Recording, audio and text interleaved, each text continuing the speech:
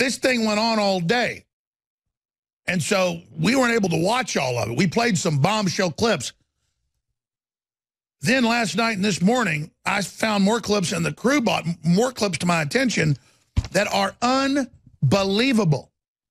Because if Congressman Jim Jordan, and if Congressman Trey Gowdy said the things they said last week they knew were coming out, they came out this week, they then foreshadowed what's going to happen next week, and that is the resignation of Andrew McCabe, the head of the FBI, because he's in the emails that they held off till the night before the hearing.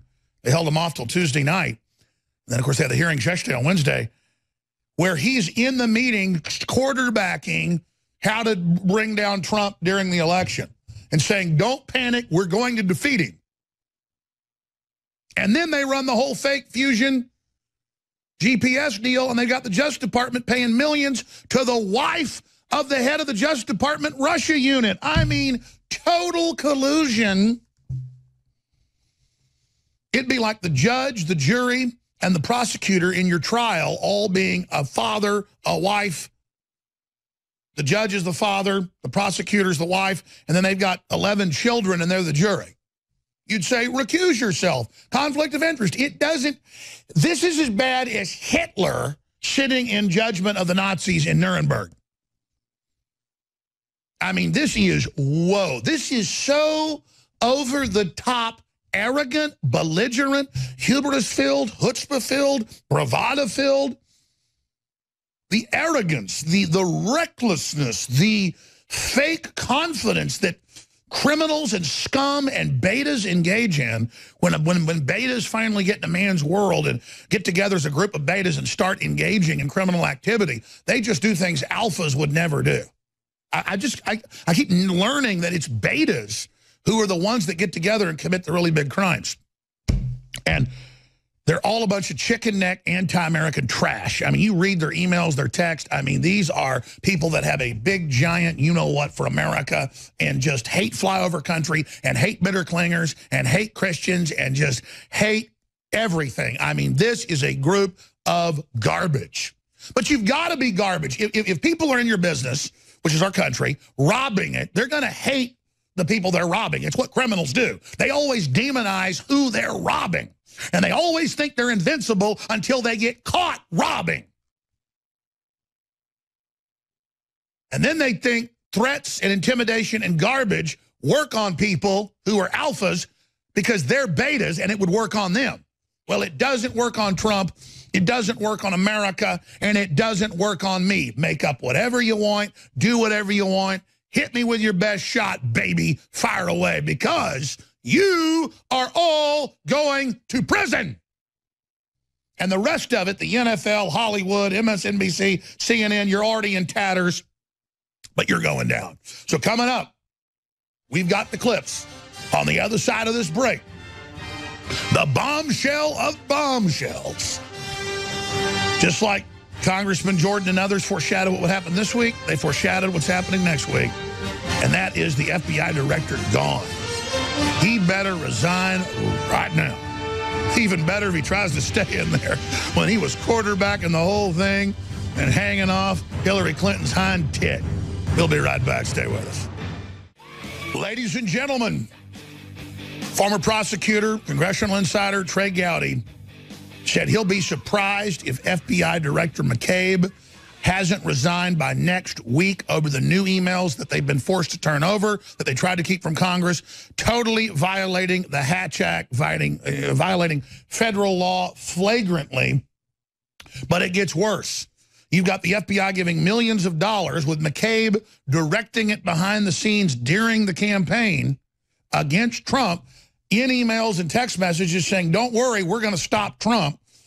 And we're going to fund Fusion GPS. Then the Justice Department head that's over that program gives millions of dollars to his wife, the head of those operations at Fusion GPS. The judge is involved and had to recuse themselves.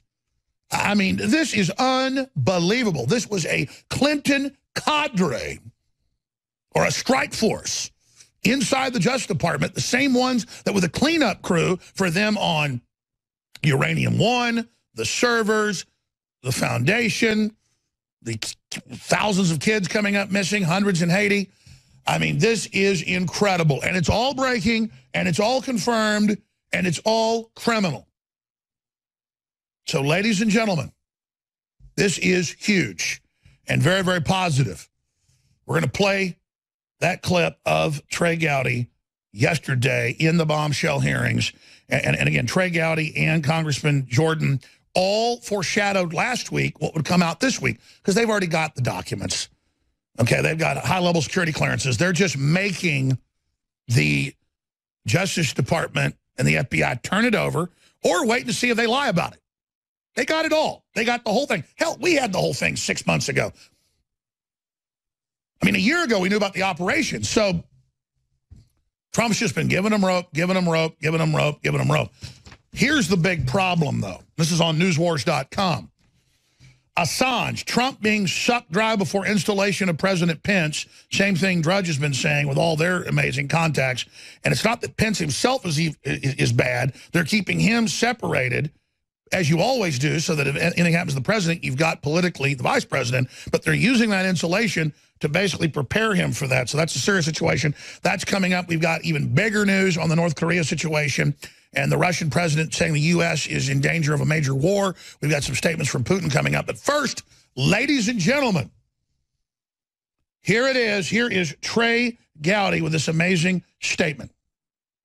I hate it for Rod Rosenstein that he's the one explaining it, because he's not Peter Strzok and he's not Andy McCabe and he's not Jim Comey, so he's having to do a little bit of cleanup.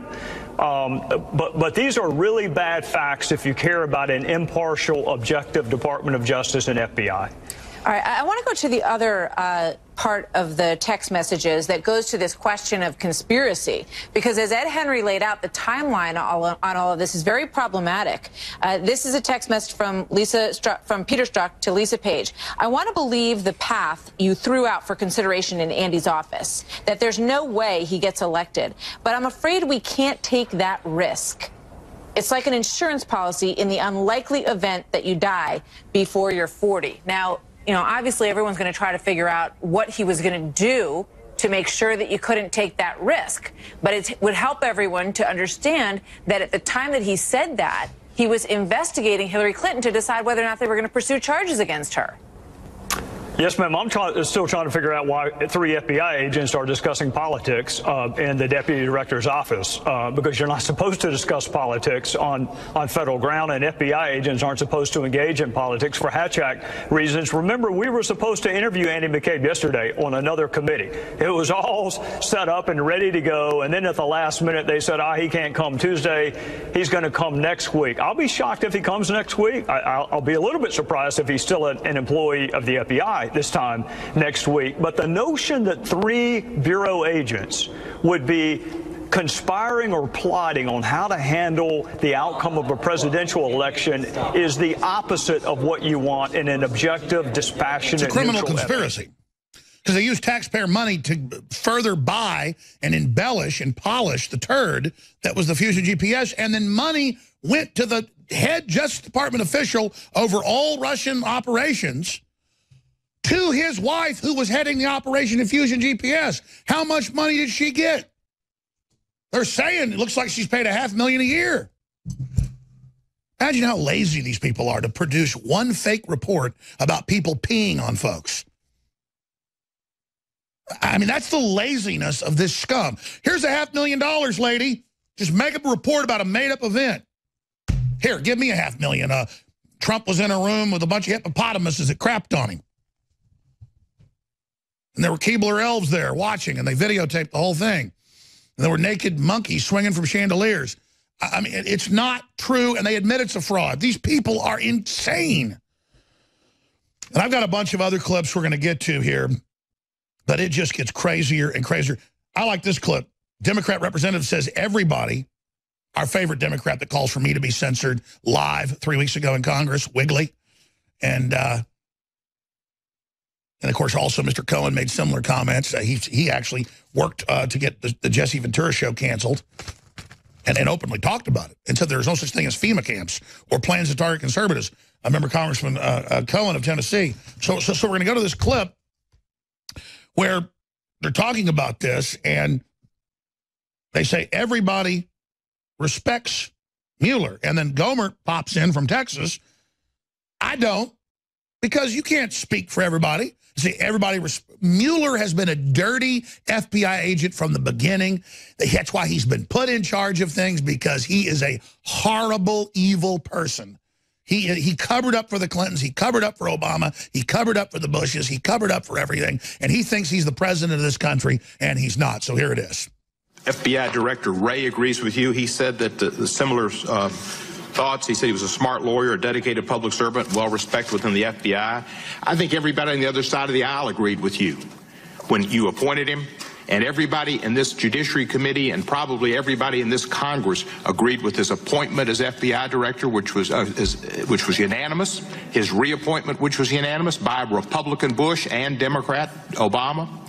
Everybody respects that man in this country. He made the most respected man in this. Obviously, we knew that would be an exception. You hear him pop in and say, I don't.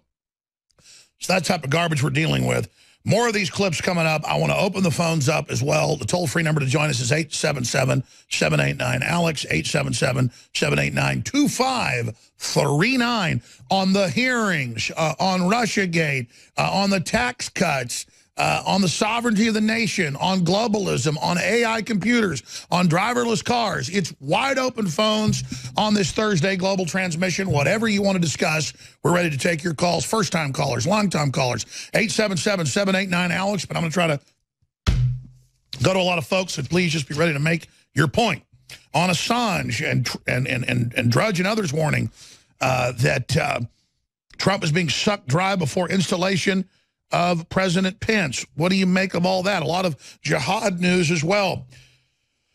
But first off here, ladies and gentlemen, before we go to break, I want to encourage everyone to support INFOWARS now more than ever, and to support your own family with super high quality supplements. We have store-wide free shipping on books, videos, great Patriot apparel, supplements, air filtration systems, just all the highest quality products that make your life better and promote freedom. That's our goal. That's our mission. And we have 5 new products we've rolled out in just the last month with top organic producers in the country. And usually most folks don't offer something out of the gates 50% off, but we're doing 50% off already our best-selling items, but also on all of these other new products that you'll want to find out about. Learn about Cell Force. It's incredible.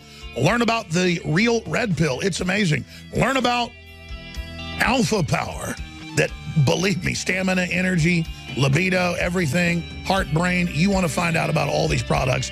They all work synergistically, and they fund the InfoWar. InfoWarsLife.com. Stay with us. I'm Alex Jones, your host. And this is the InfoWar. Thank you so much for joining us. Let me now burrow into the big military news, and then coming up in the next segment, I'm going to open the phones up.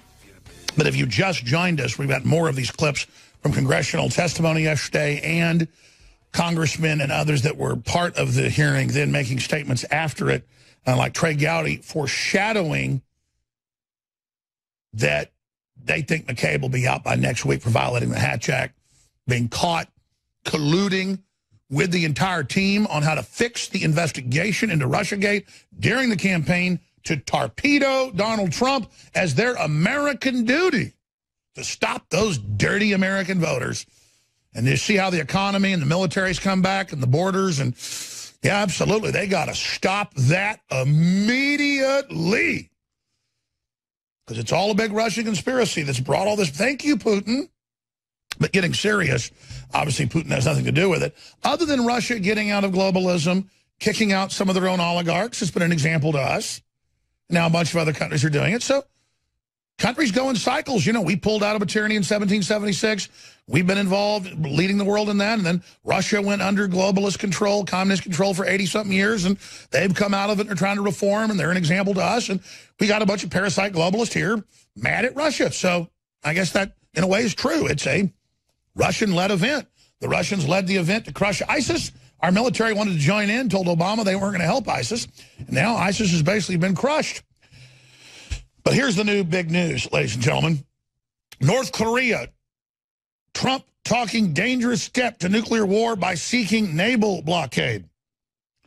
And if you actually look at what's going on, there is a giant naval force there. The sanctions have intensified. I don't like North Korea. I can't stand the North Korean regime. I love their people. I feel so sorry for them.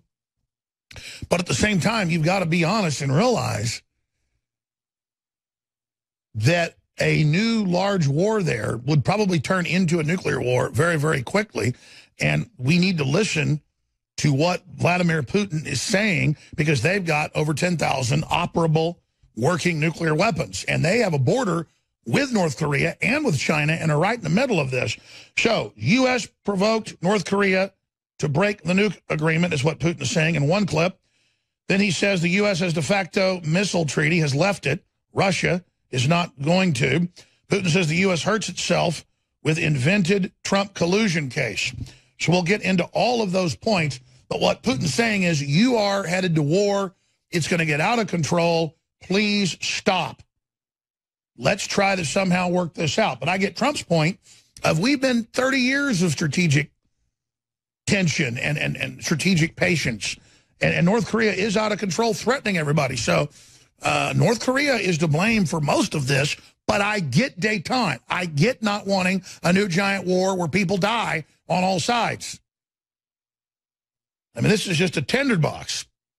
But let's play this clip first. Putin says U.S. hurts itself with invented Trump collusion case, which it is, tearing our country apart, and it's as phony as a $3 bill. So let's go ahead and go to that clip. How would you explain the connection between the government, your government, да. Послушайте, How would you explain it to Americans? Образом вы объясните это американцам? Значит, вы знаете, но это все придумано. Well, that's been Все это придумано. brought in by the nose, you know. That's been invented by those who are in the opposition. Для того, чтобы People who oppose President Trump, его работе нелегитимный характер. to delegitimize his time in office. Как будто без понимания того, что You know, it really seems strange to me, because they don't understand. It seems that they don't understand. They undermine their own nation. They limit the powers of the president who's been elected. It means that they don't have respect for those people, those Americans who elected Donald Trump. And that's it. Vladimir Putin. Your media, your political elite do not respect the American people. They do not respect you. And they're trying to overthrow your will and what you did constitutionally. And we've caught the FBI and the Justice Department working with leftist groups in Russia to try to dummy up fake witnesses, and it's all fallen through. It's not real, to frame our elected president, who in 1 year being president-elect, not even 1 year being in office, it's 10 and a half months right now, has delivered at a unbelievable level. I mean, it's just a fact. If you look at the list of accomplishments, it's stunning. And that's why they're always running around saying that he hasn't delivered, Trump hasn't delivered in any way. And he has no accomplishments, because the accomplishments are dizzying. We're going to come back from break and play some more of the Putin clips, then go to your phone calls. 877-789-ALEX. Wide open phones, ladies and gentlemen. Any topic you want to discuss. Again, ladies and gentlemen, Christmas is here. We've got Christmas week sales. I'm calling it Christmas week, the week before, the week of Christmas, the final week before Christmas. We have store-wide free shipping at InfoWarsStore.com, and it's the money we make in the last month of the year that is always the extra money we have to either stay the same size or expand. This is the month where profit really, really happens, as everybody knows, that runs retail stores online or on the street. It's always November, December. And we had some months this year that were better than last year. We've had some months this year that were not as good as last year. It was a big election year. December this year is doing better for most people because of Trump and the rest of it, but not for InfoWars. So we need people to really think about doing their Christmas shopping at InfoWars Store. .com and getting supplements and nutraceuticals and books and films and T-shirts and so many other great things that will change your life that you need and you know will change your life, funding an organization that's gone through hell, to tell the truth, and had victory. So please pray for us. Please spread the articles and the videos at INFOWARS.com and NewsWars.com. Please sign up for our free newsletter at INFOWARS.com/newsletter. So they try to censor us. You can still get the videos and articles. That goes out twice a day. And please think about shopping with the good guys at InfoWarsStore.com. They're like war bonds. 50% off store-wide, part of the Christmas Spectacular Extravaganza sale. And Christmas is spectacular and extravagant. So I'm having some fun with that to rub it in the politically correct folks' nose. We are introducing the newest supplement in the InfoWars Life line. That is Alpha Power, 50% off out of the gates. It cost me a lot to make this. We don't raise the price and then, lower it and then say it's been 50% off. This is really 50% off what it should be sold as. This is made by one of the top formulators in the country. They say they've never seen anyone put this much of these coveted things in there, like the LJ100 and the maca root, the horny goatweed, the tribulus, and so much more. It is powerful. It is cold pressed. It is organic. It is over the top. You want to experience stamina, libido, energy, mental clarity, so much more. It works synergistically with Brain Force and the other products. Alpha Power, 50% off. Needs to go under the tree or in that stocking. Give yourself the gift of this powerful product and help fund the InfoWar. Another gift to everybody. We'll be back. Stay with us. Ladies and gentlemen, Vladimir Putin, in a large press briefing yesterday, made a lot of very interesting statements that I personally agree with. Not because I'm some Russian agent, but because I've done the research. He says the Russian narrative is totally fake, and that the Russia narrative being involved with the election is a way to disrespect the American people and discount their votes. Well, now that's been totally proven correct with the congressional hearings with the FBI director when he was deputy director. We now have the emails and the notes from meetings saying we're going to keep Trump from getting in office. We're going to make up the Russia stuff, violating the Hatch Act. And then all the people, Strzok and the rest of them involved with Fusion GPS and the head of the Justice Department operation, running the Russia investigation, his wife at Fusion GPS getting taxpayer money. I was like, why'd they give him a couple million extra after they'd already been paid $11 million for the fake PP-Gate dossier?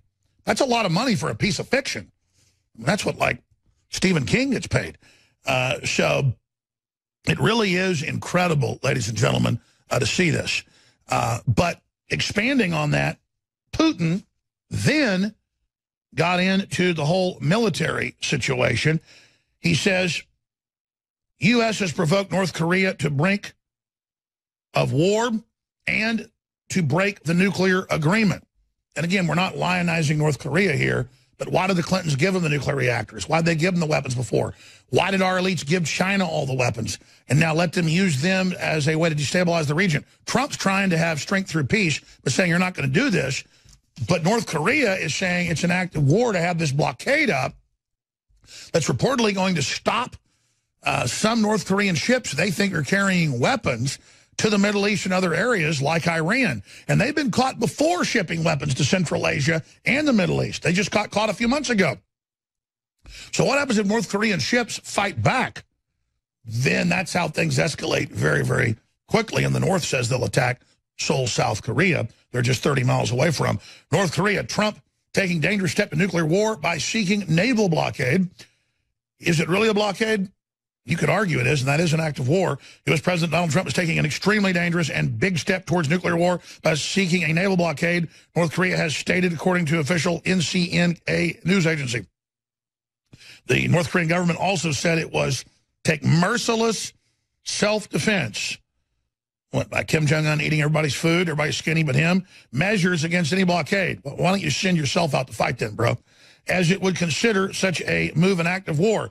The North Korean government also believes any blockade would be a wanton violation of the sovereignty and dignity of the bloodthirsty satanic vampire, KCNA reported, citing a foreign ministry spokesperson. So let's hear what Vladimir Putin, who has a country that he leads, he's been elected to, bordering North Korea. Let's hear what he had to say about it yesterday.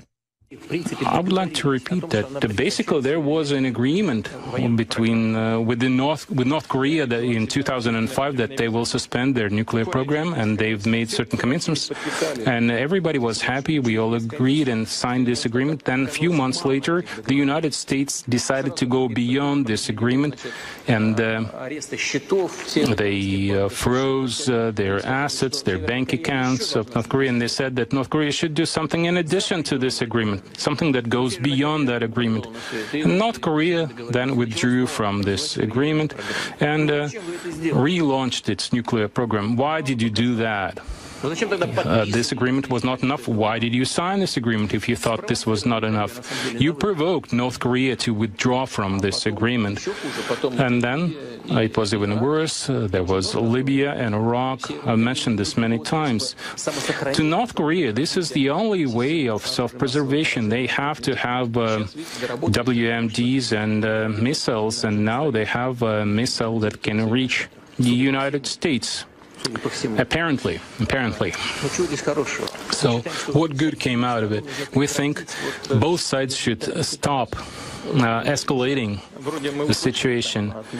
So I think we heard from the United States that they would stop military drills. No, they have another military exercise, and North Korea responded by launching another missile. You have to stop at a certain point. You have to stop this from spiraling.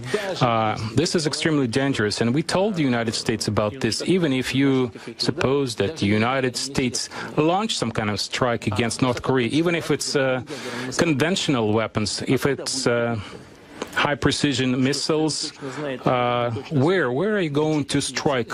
Does the CIA know specifically which targets they have to hit with? No, of course not. North Korea is a closed country. There are things you may know about it and things that you certainly don't know. And just if North Korea launches its missiles, consequences will be catastrophic. Yes, we know that there was an instance when the United States used nuclear weapons. There was one instance when the U.S. used nuclear weapons against Japan, and even back then I think it was unwarranted. But now this will be extremely dangerous if they do that with North Korea. Okay, very, very important information, obviously, there. And we don't want to have a wider war. And all it does, increasing sanctions and the rest of this on North Korea, is starve more of their people that are in a giant death cult. But you can't let North Korea fire missiles and threaten to attack their neighbors. It's out of control. And the North Korean leader needs to leave. He needs to step down. He needs to be removed. Now, they just punched it up on screen a few minutes ago, and I was reading it during that clip we played. DrudgeReport.com. It's also up on INFOWARS.com and NewsWars.com. Speaker Ryan got the siren up there. Speaker Ryan to step aside and leave D.C. Man, we have got all of these rhino establishment Republicans, reportedly, that Intel has dirt on, that are all just suddenly leaving. All these senators leaving, all these House members leaving, all these establishment globalists leaving. Says despite, all the accomplishments that Trump's gotten with him piled up, that he sees his wild Washington journey coming to an end and that he will not seek re-election. He felt he was made for this moment, but now on the verge of achieving his long-sought legislative dream, he's got his eyes on the exits because he doesn't want to share the ticket with Trump in 2020. What? So there's a lot of thought goes into this. A lot of them are having to step down because they're rhino senators and are involved in corruption. We know that. Let's get Roger Stone on as quickly as we can. Call him right now, guys. I'm going to go to your calls, too. Just call Roger. But then they've got a lot of people quitting and leaving. They're saying to take away the Republican majority, to sabotage that, to make sure that this whole agenda to restore the republic, return power back to Washington, back to the states, back to the people from the offshore globalists, this is a way to scuttle it. And whether that was originally the case or not, the Republican blue blood, rhino, neocon globalist group that are just another wing of the Democratic Party, the whole McCain types, they are now making lemonade out of lemons and saying, oh, we're all just leaving because we're not going to be part of this Trump thing, and we're going to go for the Democrats in our states. And you saw that in Alabama.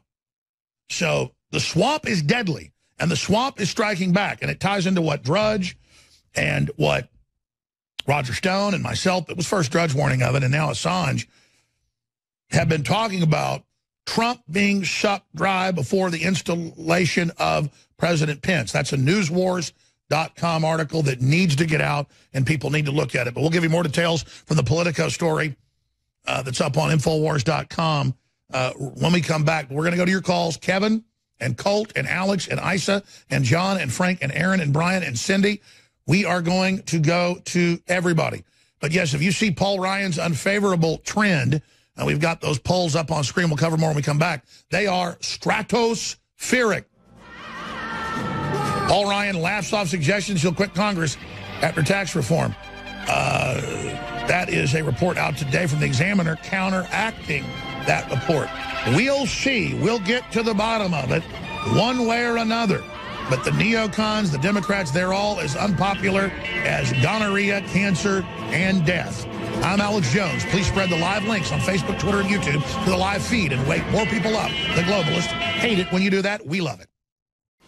I'm a little late getting back in studio here because we were trying to find out exactly what's going on with Paul Ryan. The big story up on InfoWars.com and DrudgeReport.com in red with the siren.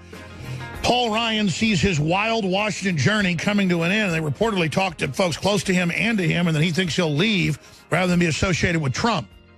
That way he can have his cake and eat it too, and he'll be a good little rhino. But then he also told, and reportedly to the Washington Examiner, that he laughs off suggestion he'll quit Congress after the tax reform bill. So this just broke. I'm going to get Roger Stone's expert critique on this right now, ladies and gentlemen. But the big question is, if Paul Ryan really is going to quit Congress and not run again, as Politico is reporting, then why is he really quitting? Because we know a lot of folks have been pressured out because of things that have been discovered about them.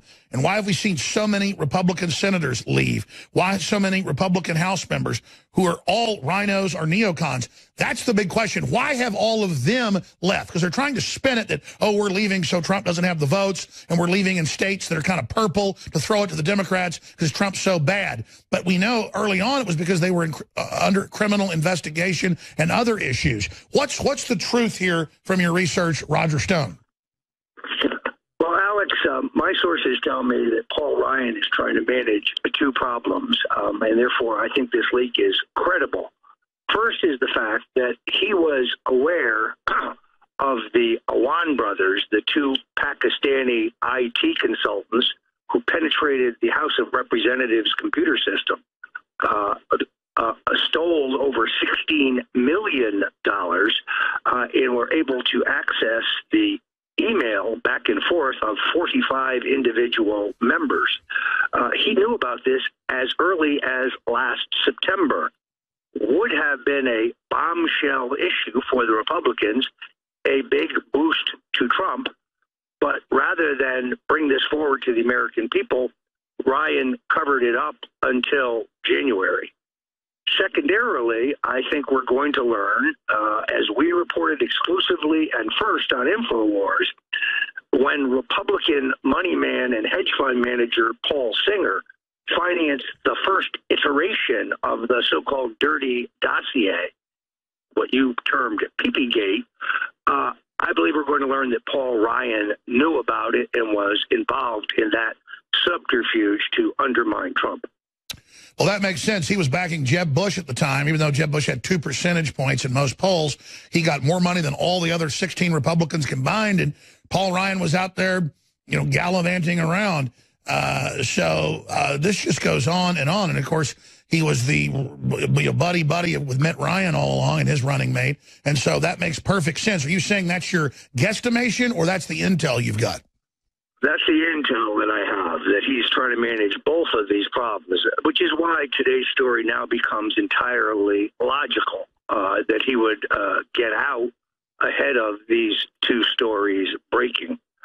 But I think that he's read the handwriting on the wall. Let's not forget, he suspended his support of candidate Trump towards the end of October. Trump won without him, and he has systematically worked to undermine the president since then. That said, the House's track record of passing Trump legislation is far, far superior to the Senate. I don't think anybody will be sorry to see Paul Ryan go. Now, this came out in Politico, and he basically says he's looking at it. The Washington Examiner, that does a lot of great work, they're saying that he's laughing it off. And I'm here trying to read both these articles. I mean, this just broke 10, 15 minutes ago. And it sounds to me like he's testing the waters here in classic fake conservative fashion. Either that or what we have here is a premature leak. And therefore, this got out before he wanted it out, and therefore he's going to prevaricate. Sure. He wanted the tax reform victory first to make it look like he was a kind of a conservative, then segue out for a while, and then clean things up, and then try to come back in a presidential run? Well, I don't know that he comes back and runs for president, but I do think that he wants to get the kudos from Wall Street because, as you know, they have loaded up the president's tax cut bill with a lot of benefits for Wall Street. There's a lot of favors in there for the big boys. So my guess is that he's looking for a soft landing. If he delivers for Wall Street within the tax cut bill, he could then move on to a far more lucrative life. As you know, Washington is a revolving door. Well, we've got a big favorable, unfavorable trend rating report that the Huffington Post is reporting on. It's, I guess, an index of different polls. But his unfavorable is just skyrocketing right now, upwards to 50%, 49.3, favorable 29. That's the left's little darling like McCain. So that says a lot right there. Look, I think it would be positive if he leaves for the president. Of course, we're going to have an immediate squabble to see who would replace him, and it's early to do that handicapping. But if I had to place a bet today, I think he's going. You're absolutely right. He's waiting till he gets his kudos from Wall Street in the tax cut legislation before he announces it. Sure. I mean, why not get somebody real and hardcore? Why not get a Trey Gowdy or a Jim Jordan and not one of the guys that's proven he's an old party hack? Don't we want a stormtrooper here? Don't we want a shock troop? Don't we want somebody like a Trey Gowdy or a Jim Jordan? Yeah, we need a firebrand, but as you know, the U.S. House of Representatives rarely works that way. Usually it's the next guy in line. Yeah, it's like this royalty. I'm sick of this crap. We should have a popularity contest with conservatives and libertarians. We need somebody out of the Freedom Caucus. We need somebody who's a non-establishment free thinker. There's plenty of time for that. I guarantee you right now the handicapping and the crib sheets of vote counting have begun. Well, sure. I mean, going off their normal fossilized imperial, Egyptian style or British royalty style secession system, who's next in line for the royalty? I think it is whoever is the chairman of the conference. Look, it's likely to be some established Republican non-entity. Look at the people who have held this job. So we'll be digging into that almost immediately. And the vote counting. Wouldn't it be great to have a firebrand like Trey Gowdy or Jim Jordan who are smart and actually care about the country? That would be great leadership. And tough, more importantly, tough and as partisan as the Democrats are. No, it's funny because Paul Ryan comes from, he claims to be an acolyte of the late Jack Kemp. He comes from the right, but he is really, particularly on immigration, he is particularly an establishment Republican. And he's a big leaker to the media and works with the globalists. He's such a piece of garbage.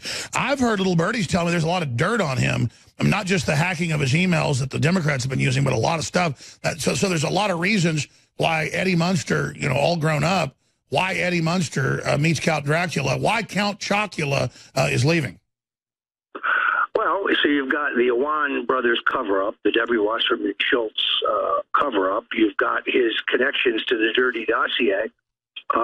More than that, we don't know. But let's remember, we're still waiting for the list of congressmen and senators who have had to pay out billions in taxpayer funds to settle sexual harassment suits. That's right. I'm not saying that Ryan's on the list, but what does he know about the list? And why hasn't he told us who's on the list? Exactly. All right. Roger Stone, InfoWars.com, political correspondent. Thank you so much for your analysis. Thank you, Alex. All right, folks. Now, I wanted to go to calls 30 minutes ago, but there's been so much breaking news. The whole next hour is your phone calls and a bunch of key clips and breaking news. But if big stuff like this breaks, we'll have to obviously pop in. Got some clips of Trump and his big speech on tax reform, hairstay, and more coming up next hour. But Kevin and Cindy and all of you, you're just going bam, bam, bam. I'm going to go to your calls when we just come back in just a few minutes. Briefly, store-wide free shipping, InfoWarsStore.com, InfoWarsLife.com takes you right to the supplements. Cellforce is our brand new product that has all the mitochondrial, DNA boosting, the energy, all the great things, the antioxidants, the very, very highest quality at a massively reduced price. That's what we've been working on, is sourcing these high-quality compounds and then getting them to the lowest price. I had to buy a ton of it to get the price down. But despite the fact the price is down, 50% off out of the gates on Cellforce at InfoWarsLife.com for this Christmas, and free shipping. You sign up for auto ship to get it shipped in a month or two whenever you want. You get additional 10% off. You can't beat that. InfoWarsStore.com. Please support us. Please purchase the products. You need them. They're great. And it funds the revolution against the globalists. So your support is critical. NBC News is reporting it. As soon as we get an audio feed, we'll get this on air for you. This just broke. We've had a lot of reportage, Dr. Corsi has, that's gone viral, about the death threats against Ajit Pai, the head of the FCC, and people saying they're going to kill him because he won't let Obama's net neutrality stay in, that lets Google, Facebook, Twitter censor everybody, and then have their own systems of throttle content, slow down content, block content, but then not let everybody else do it. Ajit Pai says go back to what we had that was closer to net neutrality, but that also lets companies, have exclusive content, let people pay more to get better streaming from them, which I'm not saying is perfect. This stuff's like making sausage, and I've had top experts on, I've researched it, but definitely the Obama power grab, we know, was not net neutrality. It was a big step in the wrong direction. And so we've now going to have that in the next segment, some video of that. Ajit Pai, it's up on InfoWars.com. Right now, they had a live video feed at the FCC. They had to cut it. I guess somebody attacked him, is what they're saying. So we've got all that going on here. So we're going to be breaking all of that down in the next segment. We're going to get that clip. It was tweeted out by NBC. We can get that posted to InfoWars.com. We'll have that for you in the next segment. Right now, though, let's go ahead and start taking phone calls. Let's talk to Kevin in West Virginia. Thank you for holding on this Thursday edition. Hey, Alex. Hey, I have a solution, I think, for Congress. And before I say it, I have two questions that go with my solution. I want to know if it's A, plausible, and if it's B, workable. And my solution for Congress is Trump pardons, gives everybody a presidential pardon in Congress, but in order to receive your pardon, they have to publicly come out and name their blackmailers. I think that's a great idea. That's been done throughout history before, that if people are part of a criminal conspiracy, but they were brought into it under duress, then under common law, if you go and throw yourself at the mercy of the court, they generally will let you off. If you've not been involved in treachery willingly, you kind of get your own pardon from the court, but it could be offered as a pardon. That's been done many times under British and English common law. It's also biblical. Judaic law has those type of things in it, that if you were duressed into something and then you come clean and help stop the larger conspiracy for the greater good, then you are given a pardon. That's a very good idea, Kevin. All right, and I mean, I had heard this off of a few other people too, and I had, had thought about it. The other thing that I wanted to mention to you was social contracts. Alabama has proven to me that we no longer have a social contract with the government. And then there's, I've been thinking of trying to possibly rebirth page 2 of the Declaration of Independence. And I keep coming up with going to the International Court of Hague and putting a notification that every state becomes a nation state, and then we can rebirth the well, that's actually true. That'd be a way to reverse it, but then you'd have to be arguing that it has the plenary power at the UN. It's a fraud, but the states can actually pull out themselves and then have a new basic convention and then reestablish the republic if the executive and the legislative federally went rogue. But we're kind of already doing that through the states and through Trump right now. That's why we're in the middle of a revolutionary war. But what you're saying is real. It's like Catalan and others went to the UN and said, hey, we want to be able to break away like Kosovo because the Muslims said they were. And you said that was normal. But then when we want to break away, even though we have been here for thousands of years and are not Spanish, you tell us we can't. When the Albanians invaded, you said, oh, yes, you're Serbs. You can break away and be Kosovo folks. So it's totally hypocritical how that whole thing's been executed. So, you know, the UN only does it when they want to. But it's a good point. Kevin, very sophisticated points. Thank you for really upping my thought processes today, I got to tell you. All right, Cindy, Colt, Alex, Isa, John, Frank, Aaron, Brian, your calls are all straight up. And Aji Pai and his live transmission cut just minutes ago, straight ahead. If you spread the audio links from INFOWARS.com, NewsWars.com, we need you to. Ladies and gentlemen, we are going back to your phone calls here in a moment, but NBC News is reporting that a FCC meeting in their press briefing room, the chairman of the FCC, Aji Pai, who's gotten a lot of death threats that Twitter and Facebook have allowed to stay up. They cut a live feed. Some type of security crisis happened, and still we don't know exactly what's going on there, according to NBC News. But we're following that. FCC evacuates during net neutrality vote on advance or on advice of security. And I guess something happened inside the meeting room. So we're going to go ahead and play that clip. Here it is. On advice of security, we need to take a brief recess. Everyone, I need everyone to leave everything that you have in place. Do not take anything out of here except for your body. Do not take any bags, any books, or anything. That's the Google Mafia for you, the Facebook, Twitter Mafia. They censor everybody. They admit they censor. They fix things for Hillary. They cover up the globalist crimes. They cut people off from commerce. They harass people. They brag in Congress live that we're censoring Alex Jones. And then they let, on Facebook, Twitter, you name it, everybody say we're going to kill Aji Pai, kill Aji Pai. And then nothing's done. So we'll see what goes on with that. And I've had big talks with lawyers, communication lawyers. I've had talks with other lawyers. I've interviewed experts on it. And what Aji Pai is putting forward is what was there before. Obama put in a telecommunications bill and got it into law that allows them to censor.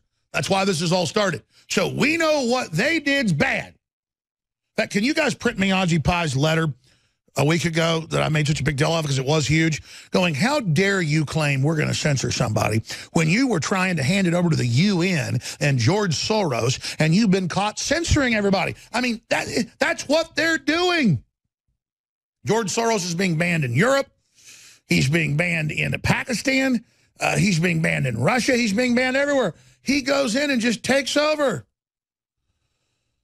That is just incredible. Russia is saying the U.S. and North Korea both need to cool it. Everybody's steaming towards war. We've got Paul Ryan saying, reportedly according to Politico, who is fake news sometimes, that he's going to be stepping down the next year. Now, reportedly, other publications are saying that that's not the case. That's the Washington Examiner. Paul Ryan laughs off suggestions he'll quit Congress after tax reform. Meanwhile, law firm, French government aware of and aided 1994 Rwanda genocide. Well, I don't need a law firm to tell me. The UN sent in troops and helped the majority non-Christian group kill at least 800,000 people in a 100-day spree because Christians controlled most of the country because of their culture, had the most wealth because they didn't just kill each other, they produced wealth. And so they were killed by the animist group and the UN and oil companies to take the land. That story's up on INFOWARS.com. There's the article out of Reuters. Pakistan orders George Soros Foundation, other AIDS groups to close. So they're really multinational intelligence agencies. So we've got all that information as well. I got a bunch of clips I haven't gotten to yet, and a lot of politics and the so-called sexual misconduct news, the economy, all of it. But right now, let's go to your phone calls to discuss whatever it is you want to talk about on this worldwide live Thursday transmission. Again, I'm Alex Jones, your host. NewsWars.com, INFOWARS.com, and, of course, prisonplanet.com. Well, we're going to redo InfoWars. It's still a great site. A little bit old, a little bit hard to load on some smartphones. NewsWars is new, nice, quick-moving, a lot of new things getting added to it. Prison Planet's quick to load as well. They all have original content. They're about 75% the same content, but about 25% is different original content you'll only find on NewsWars or Prison Planet or InfoWars. And remember, I know you're awake. I know you're involved. You're incredible. Thank you. You're the reason we've gotten this far, but the globalists know they're losing now, so they're intensifying their operations. That's why now when you spread an article, when you spread a video, when you get the information out, no one else is going to do it if it's not you. So that's why you are the backbone of this. While Google, Facebook, Twitter, and all of them openly try to cut us back, block us, do this, it still gets out when you copy our videos to your YouTube channel. Don't have a YouTube channel? Start one. When you tell neighbors about the show or make a copy of, some of the broadcasts and give it to them on thumb drive, or get a prisonplanet.tv membership and share it with them, or just point them in the right direction. It's those of you doing this that in the aggregate have changed the world. So we salute you and we thank you. I am thankful to God, number one, my family, and all of you. We are family, so thank you so much. And this great crew and everybody else, we're all doing it together. Cindy in Michigan, you're on the air. What's on your mind today? Good afternoon, Alex. I think that the left is freaking out. They try to get Trump with this false dossier stuff, and now it's come out, and it's a bunch of lies, and they're all freaking out. So what did they do? They threw sexual harassment at him, and now they have the accusers being proven that they have taken bribes and all of this. And what they did was they cut off their own arm. It was the feminist movement is one of their go-to movements that they push at us all the time. And it has little arms, but they threw that at him. And now it's being destroyed. And it's great that the feminist movement has destroyed part of America. And it's great that it's now going to be cut. Well, ma'am, you can say what you want about Trump, or I can say what I want. You have globalists that hijacked the country. And they were transferring power out as fast as they could to the TPP, to the IMF, to the World Bank, to the WTO, and to themselves. Their wives, their husbands chaired the boards, and then the prime ministers and others would literally transfer national power, taxation power, everything, to unelected secret groups. They would tell Congress, they would tell the UK Parliament, you can't see the agreement. So that's what Brexit and Trump pulling out of the TPP and all of this is about, us saying, no, we're removing power back to America, back to Washington, back to the states, back to the counties, back to the cities, back to the families, back to the individuals. And that's why they're mad. They had successfully hijacked the country, but before they could set up a total global police state to stop us taking back control, we're using the old original systems that are constitutional and legitimate to take them out. Thank you so much for the call. Great point, Cindy. It'd be like if you owned a company. You hear about this all the time in the news.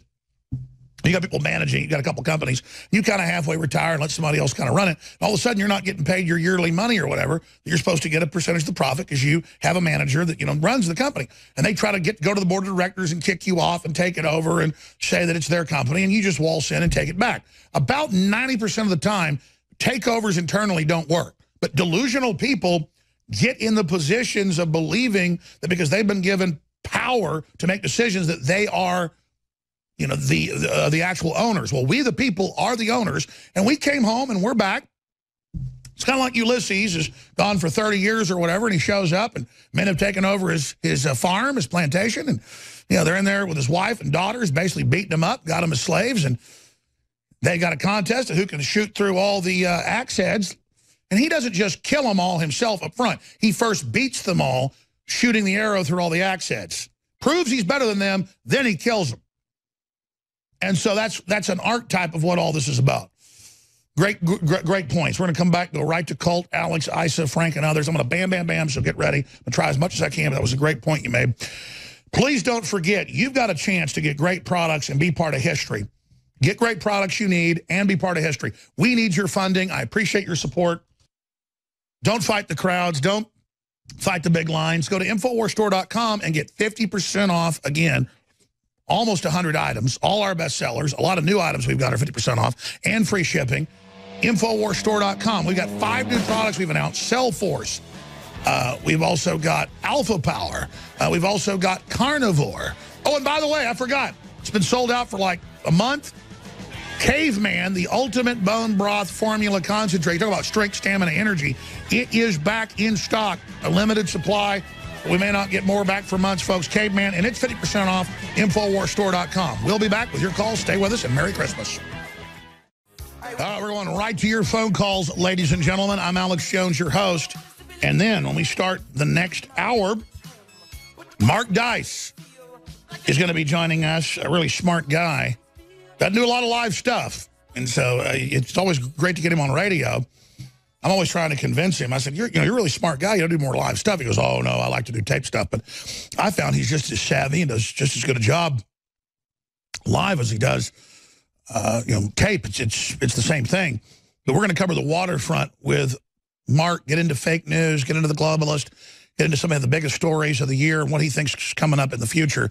We'll also open the phones up some so you can talk to Mark Dice. We're also carrying his new book at InfoWarsStore.com. I forgot to tell you about that. By the way, before I go to your calls, just briefly, when I say a good probiotic will change your life, most people haven't ever had a probiotic. The bacteria have been killed in their gut because the pesticides in the food. It's a fact that somebody that's a lot older has a fraction of the bacteria they did when they were young, and that a lot of them are the bad bacteria. And that if you take a good probiotic, it'll change your life. Well, we've got these amazing probiotics where I've gone out to the top labs in the country and produced carnivore digestive enzyme to help break down meat and fat and proteins, but also carbohydrates better. We've got Floralife Advanced Restoration, 50 billion live probiotics. This is the very best out there. I mean, this is incredible. And it's very low prices already. At 50% off, ladies and gentlemen, it's joke level. Other similar probiotics are $70 to $80 to get something this good. It's a good deal at $40. We've got it for $20 right now at InfoWarsStore.com. Give it under the tree. Give it as a gift. Try it for yourself. I happen to know 5 people that work here that had irritable bowel or serious problems, and I'd hear about it. People that were healthy, working out, but because of the vaccines or not having enough good bacteria, it's all tied to it. They had serious bowel problems.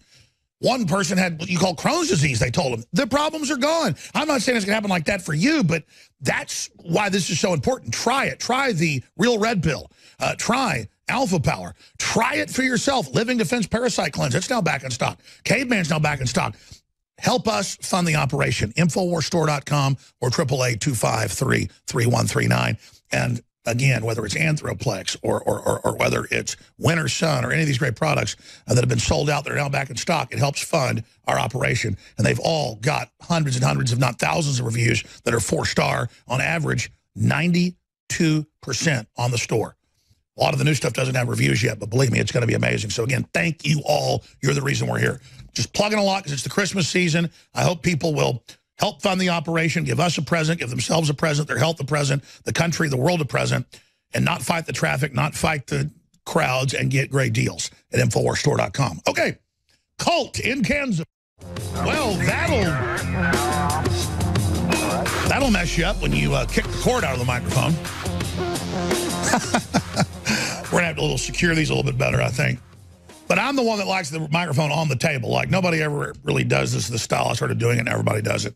Notice all these new internet shows, they have the same microphone and everything, which is good. It's going to be a trailblazer. I'm going to take 20 of your phone calls before this hour ends. I'm going to get really, really upset. But as I said, we do have a guest coming up. Okay, let's go ahead and talk to Colt in Kansas. Colt, you're on the air. So sorry about the dramatic stuff. Hi, this is am I on? Absolutely. Colt, how is it in Kansas right now? It's actually pretty nice. It's normally 40 degrees and below and wind blowing, but today it's actually 60 degrees and pretto nice. Sounds like a lovely day. So I got a couple things I want to talk about. Number one, I want to give a little bit of background so you know where I'm coming from. I'm from actually Clearwater, Kansas, and I grew up on a ranch and stuff. We bale our own hay and stuff and clean stalls, you know, all the way through my childhood. You can skin a buck, you can run a trot line. I'll try. So as I've got older now, when I bale hay every year, my sinuses just go nuts after the second and third day. Well, I heard about your caveman, and so I started trying it, and actually I haven't got sick at all, and I've been taking it for 8 months now. Wow. And, I mean, just like cold sick, you know, I usually sinuses and stuff between changing seasons, you know, your sinuses flare up. Since I've been taking caveman, I haven't had any problem. I haven't got sick one time.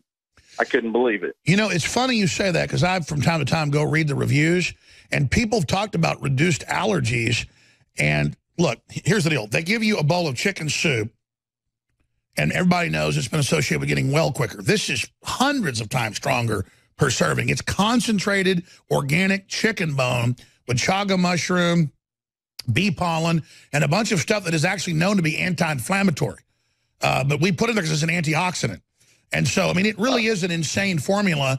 And for bodybuilders, for people that are working out, I saw 3 or 4 years ago that the biggest, hottest thing in bodybuilding and in the Olympic athletes and in NFL players, but also folks that wanted to detoxify and for weight loss as well, depending on how you want to use it, would be bone broth. Boiling down chicken bones, boiling down beef bones. But beef can have some issues. We went with chicken. And that for your bones, your cartilage, your energy, it's if you remember to just take a scoop of it with your milk or mix it with whey like I do so it tastes good, it's crazy how good these products are. So I didn't mean to go into a whole other plug about it. But yeah, Caveman's been sold out. It's funny, I just mentioned it's been sold out. It's now back in stock. If people just try this ultimate bone broth formula, they will see for themselves what it does within a week or so. So thank you for the plug, my friend. It is. Yeah, it's amazing. I love it. So Thank you. Anyways, is there, do you have in the works anything like a kid's cave for like my daughter? You know, she's growing, she's 5 years old. I'd like for her to get, you know, a lot of those nutrients, and she gets sick at least once a month, gets a cold or, you know, sinuses flare up. So I was about to say, I mean, I give Caveman because my daughters and my son love, you know, whey shakes. So we have really good organic whey we sell. It's one of the top in the country, clean, pure. We private labeled it. Caveman's proprietary, and I just put a half scoop in for them, a couple scoops of whey, some strawberries. If it's the strawberry flavor, the chocolate flavor, I just leave it like that. Maybe put just a tiny squirt of something like, I mean, just a little bit of, you know, syrup from agave or whatever, and then they slurp it all down, and they love it. And it's funny you say that because kids go to school. My kids used to get sick maybe 3 or 4 times a year. I cross my fingers. It's been crazy. They haven't had fevers or stuff or really been sick in like a year, and it's funny you say that. So Caveman is totally safe. It's not like a drug or a supplement. It's just bone broth, chaga mushroom, and bee pollen and stuff. So it's good for children, just a smaller dose. Thank you, Colt. With that, we will call the vote. Commissioner Clyburn. I dissent. Commissioner O'Reilly. Aye. Commissioner Carr. Aye. Commissioner Rosenworcel. I dissent. The chair votes aye. The item is adopted with editorial privileges granted as requested. Thanks to the staff for your terrific work on this item. Madam Secretary, could you please announce the next item on today's agenda? So they voted 3-2 along partisan lines at the FCC to repeal net neutrality. Now, Obama called the last package of regulations and legislation net neutrality. It'd be like if I named a bill Eternal Life, and the bill actually said that at age 30, everybody had to be killed, like Logan's Run. And then if somebody repealed that everybody had to be killed at age 30, they would say, well, they've repealed eternal life. And you're like, no, actually, this kills everybody at age 30. But it's called eternal life. It's like in Spinal Tap. He goes, and this amplifier goes up to 11. And they go, but why don't you just have it just be louder and go to 10? He goes, but it's 11. Yeah, send you up the Logan's Run carousel at age 30 and vaporize you under eugenics law. Carousel, all run by a technocracy. I think I've heard of this again lately. Anyways, I'm digressing. So that's what they do. And they think we're idiots. Now, does that mean what the Republicans are bringing in or what's being proposed to replace it is any better? Well, it's not open, naked censorship by Google, Facebook, and Twitter, who under the old rules and under the new ones that Obama put in, can censor, do whatever, and run real blocking, real control, not just slowing down your content, blocking your content or redirecting your content or putting you into a place where nobody can see you or putting messages up saying, sure, you want to go here. I mean, that's the opposite of net neutrality, sweetheart. That's the opposite of the Digital Millennium Copyright Act of 15 years ago and stuff that made sense.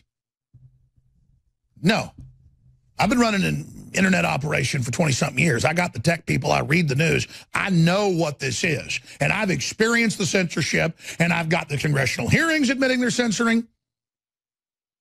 But I've got beyond the congressional hearings.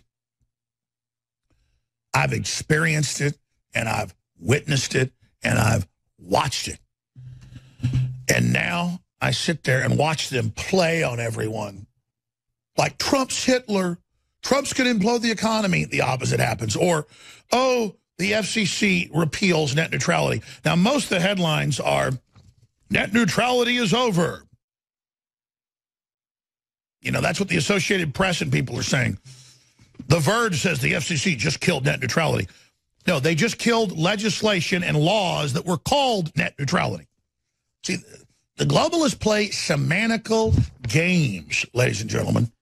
And I wonder how the public is so stupid. Because RT actually got it right when they said FCC repeals net neutrality. And what did RT, the evil Russians, do? They put it in quotes. Because that's what they're calling the legislation is net neutrality. The law, it was not. It's what Obama did. And have you enjoyed the record censorship? Have you enjoyed the record low speeds for libertarian and patriot sites or not even being able to get to them? Have you enjoyed all the internet and ISP companies kicking conservatives and libertarians off their domain registrar? I mean, baby, that's not having an open free internet. That's killing net neutrality. But the big telecoms, Time Warner and AT&T, they're villains as well. They've just been getting shafted the last 8-9 years by Google and Facebook and Twitter at the top. So they're going, oh, we need to replace it with something now. And then a lot of that has bad stuff in it. And a lot of that is just classic, we're going to charge you more when you go over our network or charge you more to have better connections and all the rest of it and kind of give you a forced list of things you're going to look at on the front page. That's already going on. And we're against that. But they play this game like Trump said about taxes. He goes, I don't like to call it tax reform because that could go up, that could go down. You get run over by a bus, as I've always said. You're reformed. I mean, it breaks every bone in your body. It's going 60 miles an hour. It hits you. You're dead. You're for 100 yards down the road, splattered. There's a heart. There's a spleen. There's a leg. There's a head. Every bone in your body's broken. You are reformed. Is that necessarily a good thing? When cancer takes over your body, it reforms your cells. Is it a good thing? No. It's tax cuts. Tax cuts. Same thing here. They play games. The telecoms are proposing a lot of bad stuff. Of course, they're big globalists. They're pigs. They want to consolidate control. You think Time Warner and AT&T are conservative? They just haven't been winning like Facebook, Twitter, and Google. They've been kind of pushed aside because they were kind of old telecoms and weren't as sophisticated. They didn't see what was happening with the net companies. So they go out and tell the left, oh, Ajit Pai is going to take the internet away from you. While the left is cheering to ban everybody off Twitter, Facebook, and YouTube, and the big companies are doing it or slowing you down or blocking you. And the left's like, censor them, shut them off. Ajit Pai wants to censor, I'll get him. Under the earlier version of the net neutrality bill, the UN would have had full control, and Soros is in the WikiLeaks saying that we're going to take full control and block conservative or nationalist news and only have our news. There's quotes by him saying we're going to control everything in the West. We're going to control what you read. That's censorship. That's authoritarianism. That's evil. That's wrong. That's bad. That's what you've done. So Ajit Pai comes in and goes, we're just going back to the way it was. Now it's got to be renegotiated. Stop saying I'm doing this. And I read his quotes and what he's saying, and it's exactly what I'm saying and what I researched before he ever said it, because it's true. The guy is good. Soros Ford Foundation shovel $196 million to net neutrality groups staffed to the White House. Yep. The death threats, all of it, to say net neutrality's over. Well, watch. You're going to be able to go to INFOWARS.com unless you're on Facebook, Twitter, or Google, and they're blocking us. Remember, Soros said last week, it's racist. Yes, it's racist. The guy that bankrupts countries, third world countries, takes control. So remember Ajit Pai, he came out last week. Here's some of the quotes. FCC chairman called Silicon Valley a bunch of hypocrites on net neutrality. And he points out that Tim Cook of Apple, the head of Apple, was in China last week working with the government for their vision to be brought into Apple. This is quotes from them. You're with the communist Chinese that kidnap Buddhists for no reason and sell their organs. I mean, you know, we're talking ghoul level. FCC chairman calls Silicon Valley a bunch of hypocrites. If these companies are truly committed to an open internet where Americans can freely access the content of their choice, like I am, it's curious that they focus on unnecessary and harmful regulation of other parts of the internet ecosystem with little history of engaging in this kind of behavior, Pai writes. He calls out Twitter for disallowing pro-life messages, they banned it, by GOP Representative Marsha Blackburn's campaign video. In the end, Blackburn states, I fought Planned Parenthood and we stopped the sale of baby body parts, which Twitter immediately flagged as inflammatory. Twitter eventually relented and let the ad run. Of course, after it had 3 million views, they killed the viral spread. Pai also scolds YouTube for removing videos from African-American Trump supporters, Diamond and Silk, and a video posted by far-right commentator Dennis Prager. Far-right? Super, just on target and very milquetoast. I want Prager on. The latter features Alan Dershowitz lecture titled Israel's Legal Founding. Prager sued YouTube, yeah, because they won't even let him speak at universities. Alan Dershowitz, they won't let him speak anywhere, basically. So now they won't even let him be online. And Alan Dershowitz can't even, a Harvard law scholar, can't even talk on Twitter or Facebook. And you're telling me, oh, you're going to censor us. And he's got him praising communist China right here.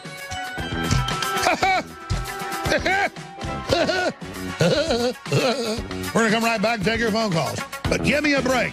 He just restored net neutrality, jackass liars. Ladies and gentlemen, in a huge victory for the people of the world against the UN, against Obama, against George Soros, against Google, against Twitter, against Facebook, so-called net neutrality was repealed just about 20 minutes ago by the FCC, led by Ajit Pai, who's doing a great job, in a vote 3-2. It's huge. Now, I want to be clear, because I've talked to top lawyers, telecom experts on all sides, in their offices in Seattle, D.C., meetings in Austin, Texas, because I've said I've got to sue people, so we're being censored. Project Veritas caught it on video. They have congressional hearings admitting it. So I've got to do it. And they keep explaining, in the net neutrality legislation Obama signed, it's not net neutrality. Here's the section where it says they can censor you and they're given liability protection. That's what they're repealing now. Now there's got to be new bills when they're going to battle. It doesn't mean that AT&T isn't trying to play some hanky-panky or Time Warner. They're fighting with Google, Facebook, and Twitter over control. We now can have a real battle over net neutrality instead of Obama and the UN calling it net neutrality and trying to give full control of the UN. He didn't get full control, but they got partial. Now that's being repealed. So it doesn't mean I'm siding with AT&T or Time Warner. They don't care about any of us. They want their own control of the web. There's a fight over the future of the web. But they said this was making it a utility, okay? And that they couldn't charge little guys more than big guys or vice versa. Folks, they put censorship in here, control, monopolies. All you've seen since this got in law a year ago is all hell break loose in censorship. Look around you. So this is bad. We just had a victory. Does it mean all the regulations are good? Absolutely not. Does it not mean that the big telecoms want to be big monopoly boys like Google? They're just not as new or sophisticated. They want to learn how to. They're bad too. But the misrepresentation that this is Aji Pai moving the ball backwards, he just brought it back to where it was before Obama did this. So this is a big deal. I've been in the lawyers' offices, and you've heard the guest on. They bring up the subsection that the FCC is now going back on, and it just says right there. I mean, this new FCC thing under Obama, before he left office, they're just not implementing it. Trump just didn't implement it. Said the FCC's over the internet. It's over all transmissions. It can censor people. They had other members of the FCC say censor Alex Jones. He's a Russian agent. Take him off the air. Type that in. Outgoing head Democrat on FCC says Alex Jones needs to be criminally investigated. I mean, you'll get mainstream news to talk about a lunatic. The head Democrat just says I'm a Russian and just says shut me up. But see, they passed it, and then Trump came in, and Trump ignored it. And now Aji Pai is a hero, and under death threats just did the right thing. So we're back to where we were. They've taken us down a rat hole. We're back up on the surface. There it is. Alex Jones says he's under criminal espionage investigation for alleged Russian ties. That's the Washington Times. Scroll down. It's got a link to McClatchy in it. Because, again, they don't ever want you to know I'm even under attack. They just want to make jokes about it. There it is. Yeah, click on the, it'll have a link for McClatchy in there. One of those links. Yeah, there it is. FCC meeting this week in Washington. That was the Federal Election Commission. There was also somebody on the FCC said it. Go ahead and click where it says meeting in Washington. So that's what they're doing. That's what they're up to. That's the garbage they're involved in. And it's sick. It's sick. I'm sick of it myself. All right, let's go to your calls. Frank in North Carolina. Thank you for holding, Frank.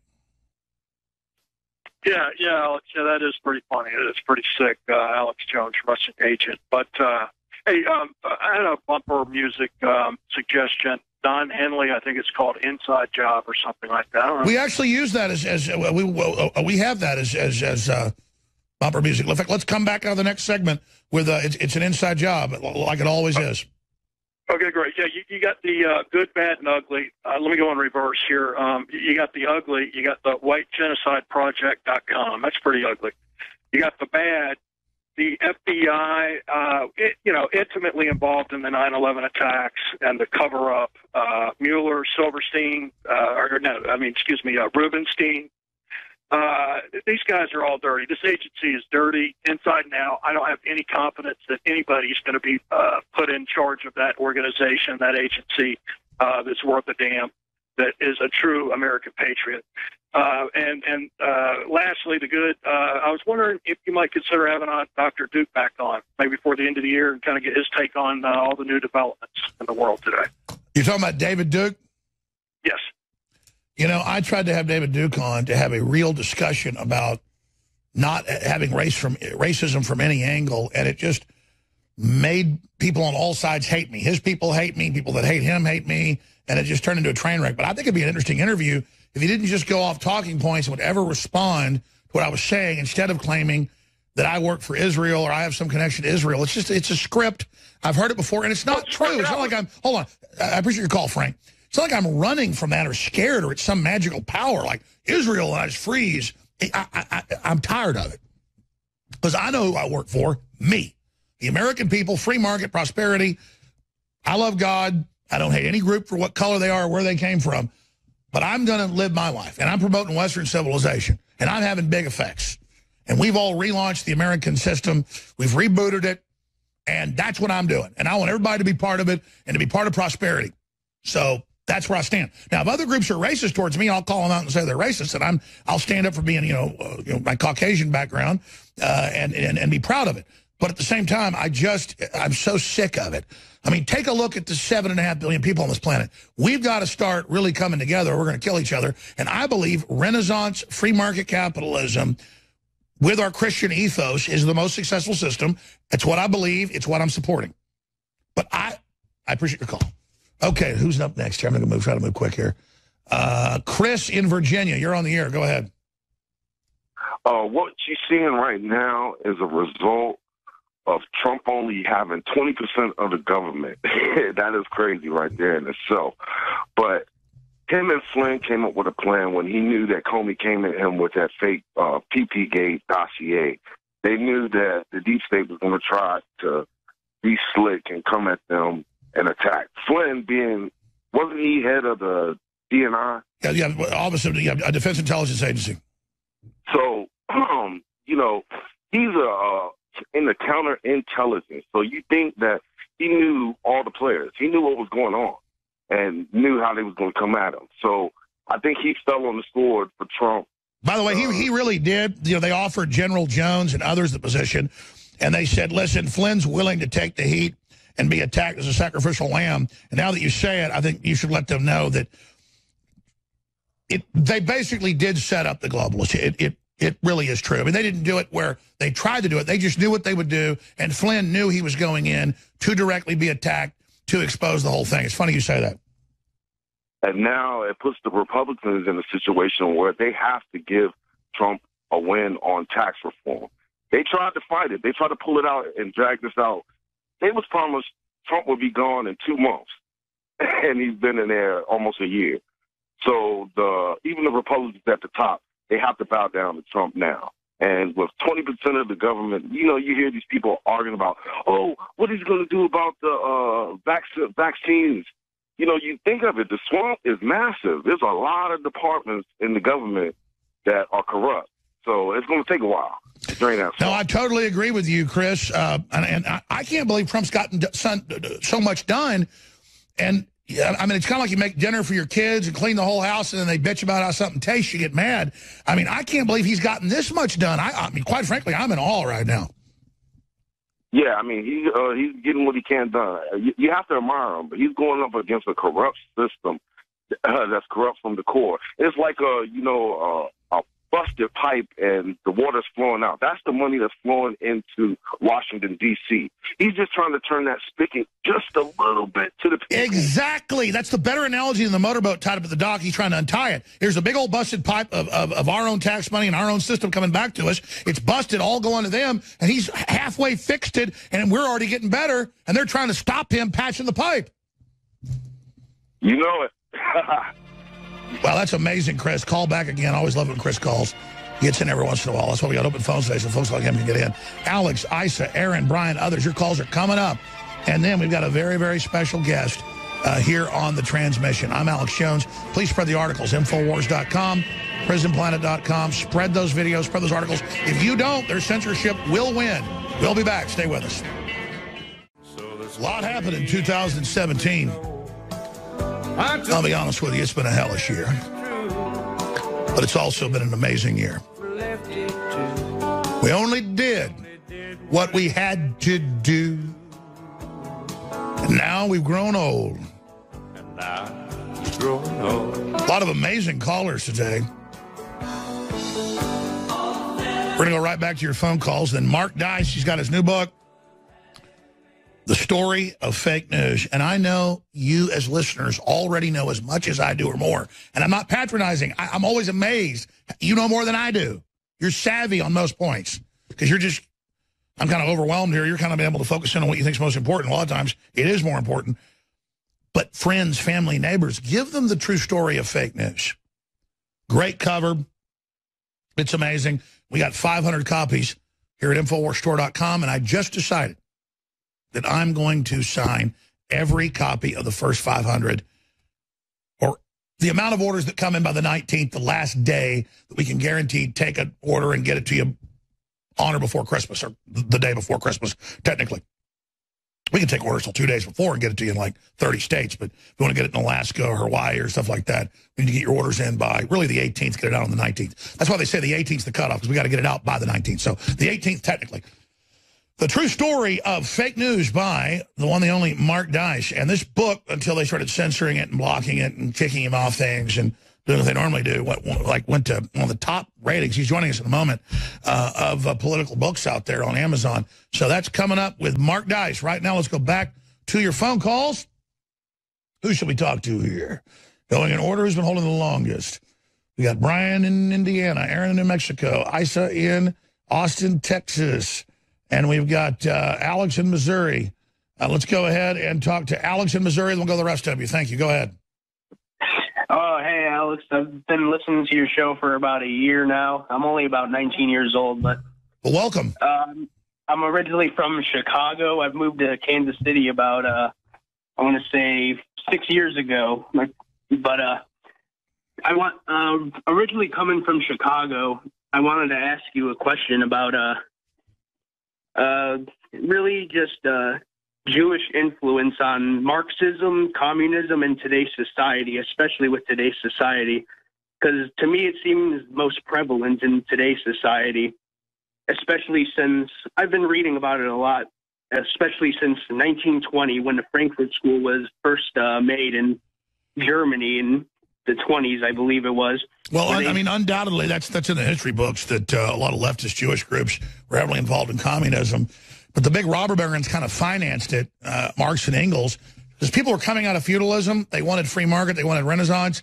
The Industrial Revolution was in full bloom. So they kind of, the globalist period, a lot of groups were involved, created a cosmology, a world system of coming back into a commune, but for your individual power, which was kind of like Zeitgeist is the modern movement, with that guy with the fake name, Peter Joseph, or whatever it is, with the UN, and everybody pushes as the greatest thing. You know, we're going to all live in these big cities and communes and these compact bubble cities, and the computer will tell us what to do, so we'll be free. But who programs the computer? So a lot of this commune-type stuff got picked up by communists that wrote about it, kind of the model of some of these communal farms they have, have in Israel now. But you can have a commune if it's like 100 people and they all decide to go out in some religious group, you're Mormons or, Seventh-day Adventists or Jews or whatever it is. I mean, communes have been around a while, but yeah, there is a communal, hence the term communism. But a commune predates communism. It just basically takes its name, communism, or communitarian from it, and is a banker-constructed system of ultra-capitalists who are anti-free market, and that's declassified. Appreciate your call. Interesting question. All right, coming up, straight ahead, Mark Dice. I'm Alex Jones. Newswars.com, prisonplanet.com, and INFOWARS.com. Spreading those links on email by hand, you name it, is an act of rebellion against the globalists and is critical to victory. All right, we've got a lot of folks calling in right now, and we'll get to those that we're already holding, because Mark Dice is a great news hound, historian, media analyst, got a degree in it, but more importantly than a degree in it in the last 20 years, he's proven him one of the top media analysts out there, best-selling author, researcher, and of course, famous commentary, famous videos, hundreds and hundreds and hundreds of millions of views. Got to be like 1 billion or something. But I'm really excited about this book, and I never know what books are going to take off. But when I got an introductory copy of this a couple months ago, I read it and I said, order a bunch of those. But I hardly even sell books anymore because, we're just so focused on the news and what we're doing. I used to get books that I sold for every author, that came on. And I said, listen, we need to make this a major book we're going to push, because this is perfect to wake up somebody on the fence or a liberal who's been brainwashed, because it's chapters that are very easy to read but very well done and all bibliographed to understand the history of it, how it happened, why it's collapsing right now, and where we're going. I mean, it's just really a powerful book. I read it in 2 days. And usually I'm so busy now, it might take me a week or 2 weeks to read even a small book, because I read like maybe a chapter at night, at midnight and fall asleep. I read the whole thing on a weekend. Everybody needs to get The True Story of Fake News, How Mainstream Media Manipulates Millions, by Mark Dice at InfoWarsStore.com, or by calling toll-free 888-253-3139. It went to close to the top of the charts with no promotion, but then magically the censorship kicked in. And I want to get his take on net neutrality, too. Again, we didn't have net neutrality. Obama called his legislation taking the web over net neutrality. It inculcated censorship. It doesn't mean the other telecoms don't want something just as bad. There's a battle still going on. Obama won a big battle. He lost the war today, hopefully with Pi, but that's not decided yet.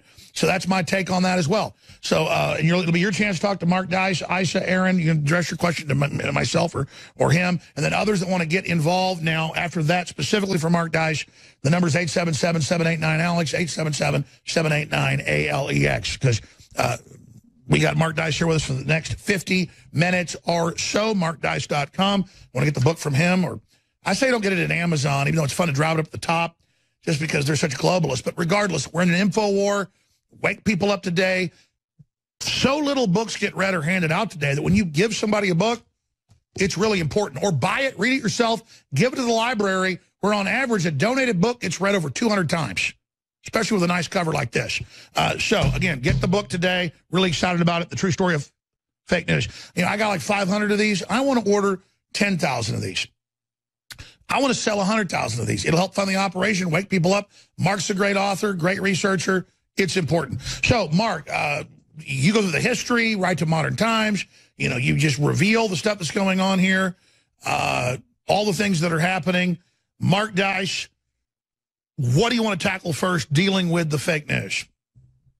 Well, first of all, thanks for having me, Alex. I know a lot of people probably see me as sort of a comedic, sarcastic YouTuber or for my man on the street videos, but I do have a serious side, and the books are my serious side. And I was tracking, you know, what would ultimately become coined as fake news well before the election, writing a book about Operation Mockingbird, the CIA manipulation of the media. And then, of course, 2 weeks after the election, they came up with their grand unified conspiracy umbrella under which all other conspiracies could fit as to why Hillary Clinton lost, and that was the supposed fake news fiasco spreading through social media. And of course, they framed the issue, which is what they do. They set the agenda.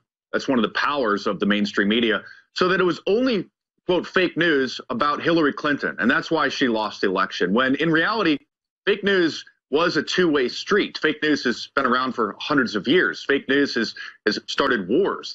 Remember the Maine incident was hyped up by William Randolph Hearst and the Pulitzer's papers back in the late 1800s. Fake news, generally, mainstream media didn't like to risk it a lot, or they lost credibility, but they would do it to launch a war. The WMDs, you know, the sinking of the Maine, absolutely.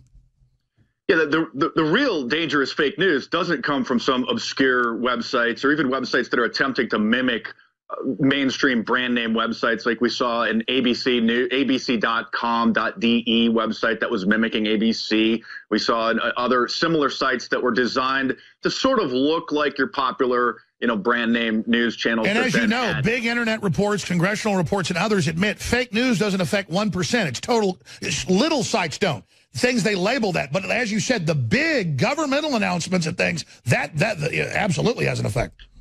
The most viral, quote, fake news stories during the election cycle, most of them weren't even really fake news. They were satire. I mean, we're talking about stories like Trump nominates Chris Christie for Supreme Food Court. Man yells Allahu Akbar before blowing up friend's inbox. I mean, it's like an Onion-style satire. Then they rolled this guy out named Paul Horner, who admitted to being behind, you know, some of the more viral fake news stories, which weren't even fake news to tarnish Hillary Clinton's image. He was writing satire pieces trying to ridicule Trump supporters, making fun of them. Unfortunately, some Trump supporters did spread some of those stories because they only read the headline. One of them you're probably familiar with is that anti-Trump protesters were being paid and went to a school. No, I mean, there's really truth to that. I mean, we know that George Soros has paid tens of millions of dollars to Black Lives Matter, but this particular story... Sure, they'll create a fake story to cover up something real going on, where that specific's fake to cover up a real phenomena. There's always a little bit of grain of truth in there, but in Paul Horner's stories, you know, one of the kingpins of fake news, after the first paragraph, then it started to kind of go off into left field, and you could be able to tell that it was a satire story. But a lot of people in our, you know, instant gratification culture will share stories before even reading them. They'll read a headline and they'll just think, oh, this is, I've expected this to happen. Let me post it. Let me share it. But then he comes out and says, jokingly, I think I helped elect President Trump. And then that was a headline over all of the mainstream media papers. Sure, he's trolling them, but it gets getting worse as Trump exposes. Well, just look at last week, 3 giant fake stories. I mean, obviously, you could talk about those. You covered them. I mean, which one was the biggest? You know, I would say CNN's blunder about getting the date wrong on these supposed WikiLeaks documents that the Trump campaign that they claimed had advanced knowledge of is probably the biggest blunder of this entire year. I'm surprised that nobody got fired for that.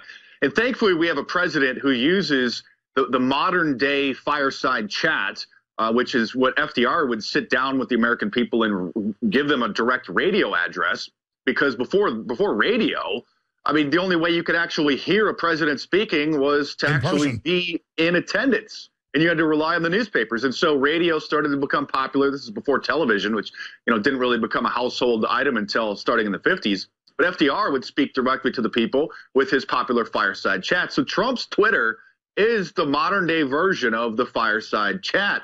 And so never before have we had a president that's willing and able to hit back against this fake news.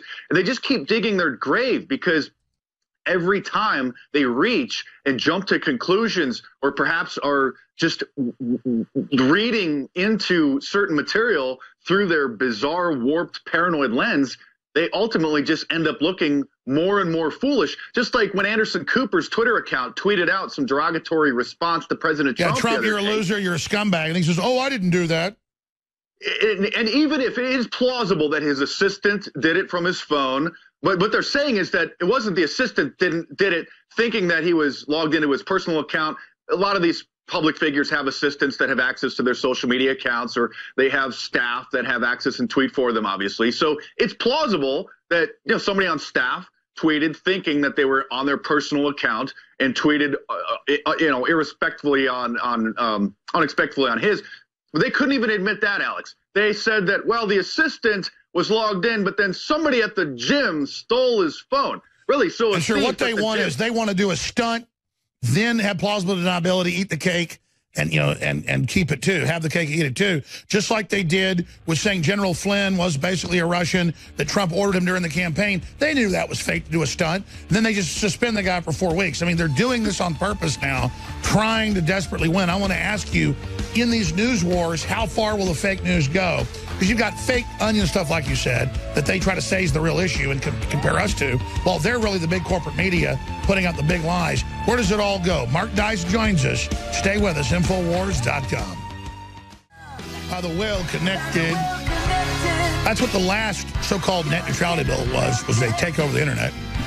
You see massive censorship. It's a whole other subject. They try to censor those of us in the real news while they force feed all their garbage. That's their answer to dwindling readership and viewership. The book's really a must read. It's 225 pages long. It really should be university reading for people that are young journalism students, because it gives you just the most well-rounded perspective off documents, admissions, case point examples of how fake news works, what real fake news is. But we all know the big corporate media is the most fake out there. I mean, a lot of what they report on isn't political is real. Like there was a car crash here, or this baseball team won there. But when it's talking points, that's when the real propaganda flows. But the good news is their propaganda is so unified that rebooting Americana, promoting basic truths, is so infectious in their system that we're winning. So, Mark, let me ask you this question, just contemporarily. You can go through the whole book. We're going to take some calls in the next segment. A lot of folks calling in to talk to you. What do you make of the whole Russia narrative falling apart? And now all these FBI people caught colluding and admitting they're Democrats in emails and stuff. I mean, they're in a lot of trouble. As this whole thing seems to be coming apart faster, they try to censor faster. They try to get more oppressive. But that doesn't seem to work. Where do you see the landscape of this going? I mean, they say a lot of things happen more in a year than happened the previous 100. When it comes to media and news and culture, I think we're in that magic moment right now. It looks like it's more than just fake news. It was a well-orchestrated fraud and a scam. And we've seen, you know, similar, less organized scams against Trump. Again, fake news is a two-way street. It's not just fake news about Hillary that cost her the election. A lot of fake news about Trump, very well orchestrated fake news, some of which was so inflammatory that some of the major networks didn't even carry it. Like remember when 20th Century Fox and others got caught running hundreds of fake websites during the campaign that were anti-Trump? Remember that? ABC News just had to pay a $170 million fine for a defamation case because of a fake news story that they had been reporting on the supposed pink slime about the beef industry. That's almost an entire 1 year profit that they had to pay because of fake news. I mean, we've seen over the past few decades, not just fake news, but fraud and scams. NBC was sued by General Motors back in the 90s. Making the cars blow up. Yeah, they literally staged cars exploding to do a story about potentially defective gas tanks. We've seen CBS recently edit the audio about those Facebook Live torture suspects or perpetrators, trying to portray it on CBS as if it was a bunch of white kids torturing a black kid because, well, they referenced Donald Trump. NBC was sued after they doctored the audio. Oh, I got to stop you. That's so huge. You got a bunch of black teens torturing a mentally retarded teenager, cutting part of his scalp off. The media first said it was fake. They would never show it was a white kid being tortured by blacks, live streaming it, and then turned it around and said they did it because they were white kids torturing a black kid because they loved Trump. I mean, that is next level.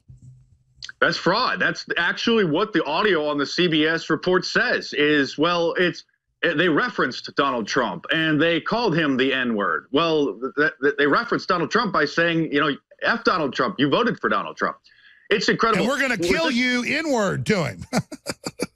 And that's why in my book, The True Story of Fake News, there's a whole chapter on fake hate crimes because as we've seen, the retraction gets maybe 1%, 5% of the attention. As we just saw the whole, we got the Navy scroll. We just saw the Air Force Academy, all fake.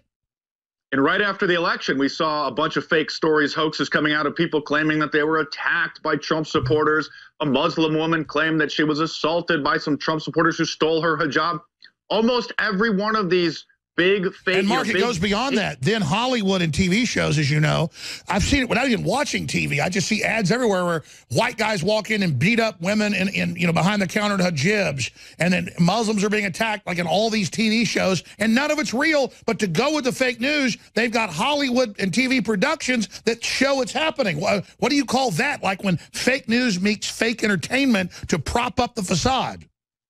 Well, we call it the CIA's entertainment liaison office, which literally works with Hollywood studios. We've talked about this in the past. Many of the audience probably isn't familiar with this, but the Department of Defense, different branches within the military, the CIA, they literally have offices. This is an open secret. It's on the CIA's website, where they work with Hollywood studios to make television shows and movies, and the studios have to turn over script approval in order to get access to consultants, in order to get access to equipment, because let's face it, if you're gonna shoot Top Gun, you can't just rent a bunch of jets and an aircraft carrier from somewhere. You have to get permission from the military for that.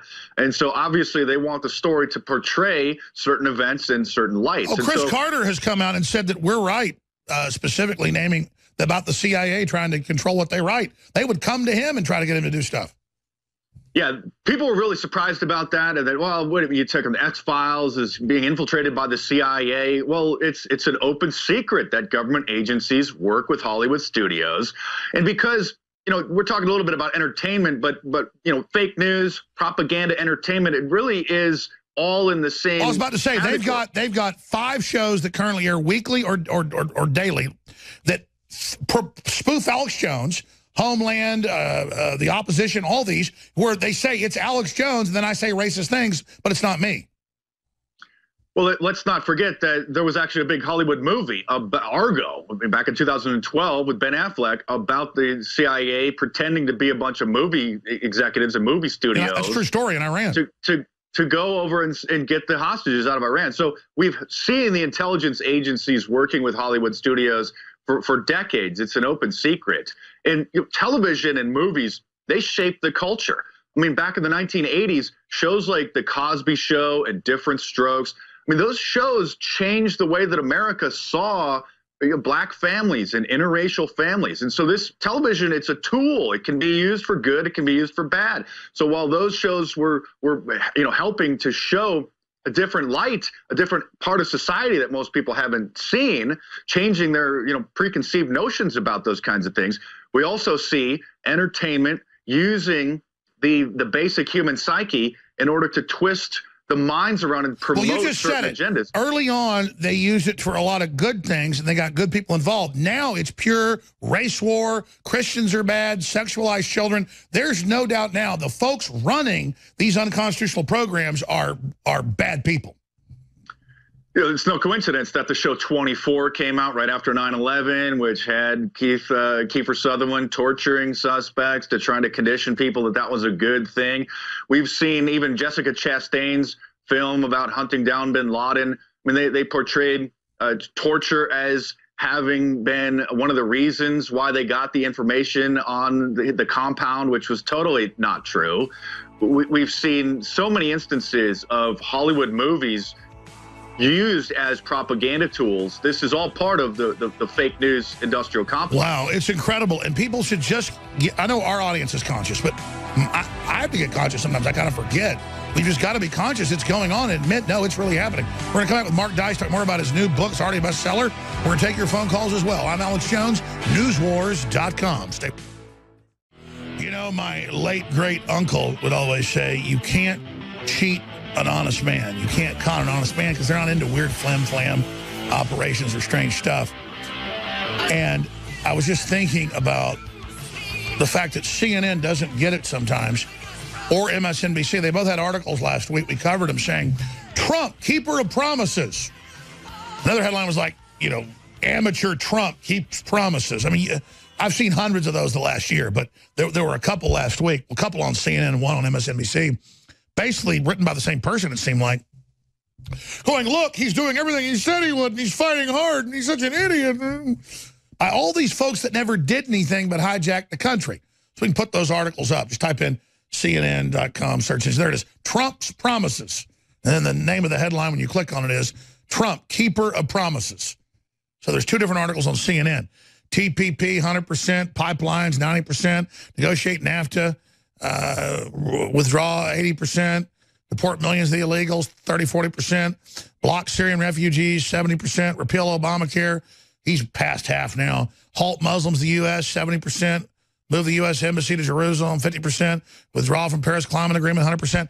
I mean, how much easier is life when you just do what you say? That's, gosh, I like try to do what I say I'm going to do, and it's hard enough. I couldn't imagine lying or subterfuge or one of my biggest problems is, even if I like somebody, I'll tell them point blank what I think. They're like, well, no one's ever talked to me like that. You're really saying mean things. I'm like, no, I'm just saying what I really think.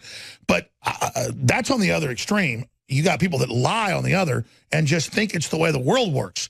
The book is The True Story of Fake News. We're going back to him in a moment. But speaking of Trump, he's on right now with a giant wall of regulations that they just cut. That's a way to cut taxes, by the way. And it's already delivering. Let's play a few minutes of his live press conference. Here it is. And then we will go back to There was a big difference, and we were going down.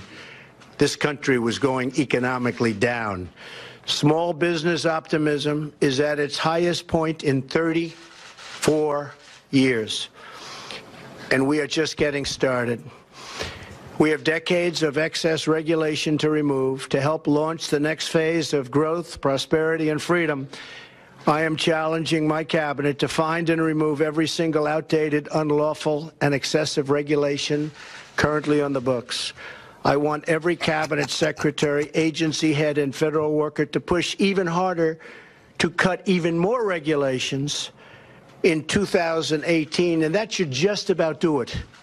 I don't know if we'll have any left to cut, but we'll always find them. We must liberate our economy from years of federal overreach and intrusion so that we can compete and win on the world stage. By the way, in private, and same guy. When you look at the stock market and what's happening, such a high level, I'm committed, Alex. I want you to has a long way to go. Much of that is because of what we've done with regulation. Hit pause. Well, for example, the current process for permitting infrastructure is Stop it right there. Just recorded. I'm going to play something with Rappaport coming up. We got Mark Dice here with us. I'm going to go to calls here in a moment, Mark, but other big tidbits. You just heard the point I made about they admit he's telling the truth. He's horrible, but he's a Russian agent, even though they've been caught trying to frame him. I mean, if they're going to try to remove a president who is literally bringing the country back from the dead, that doesn't sound like a very smart political move, but instead they're betting it all on this male versus female crap.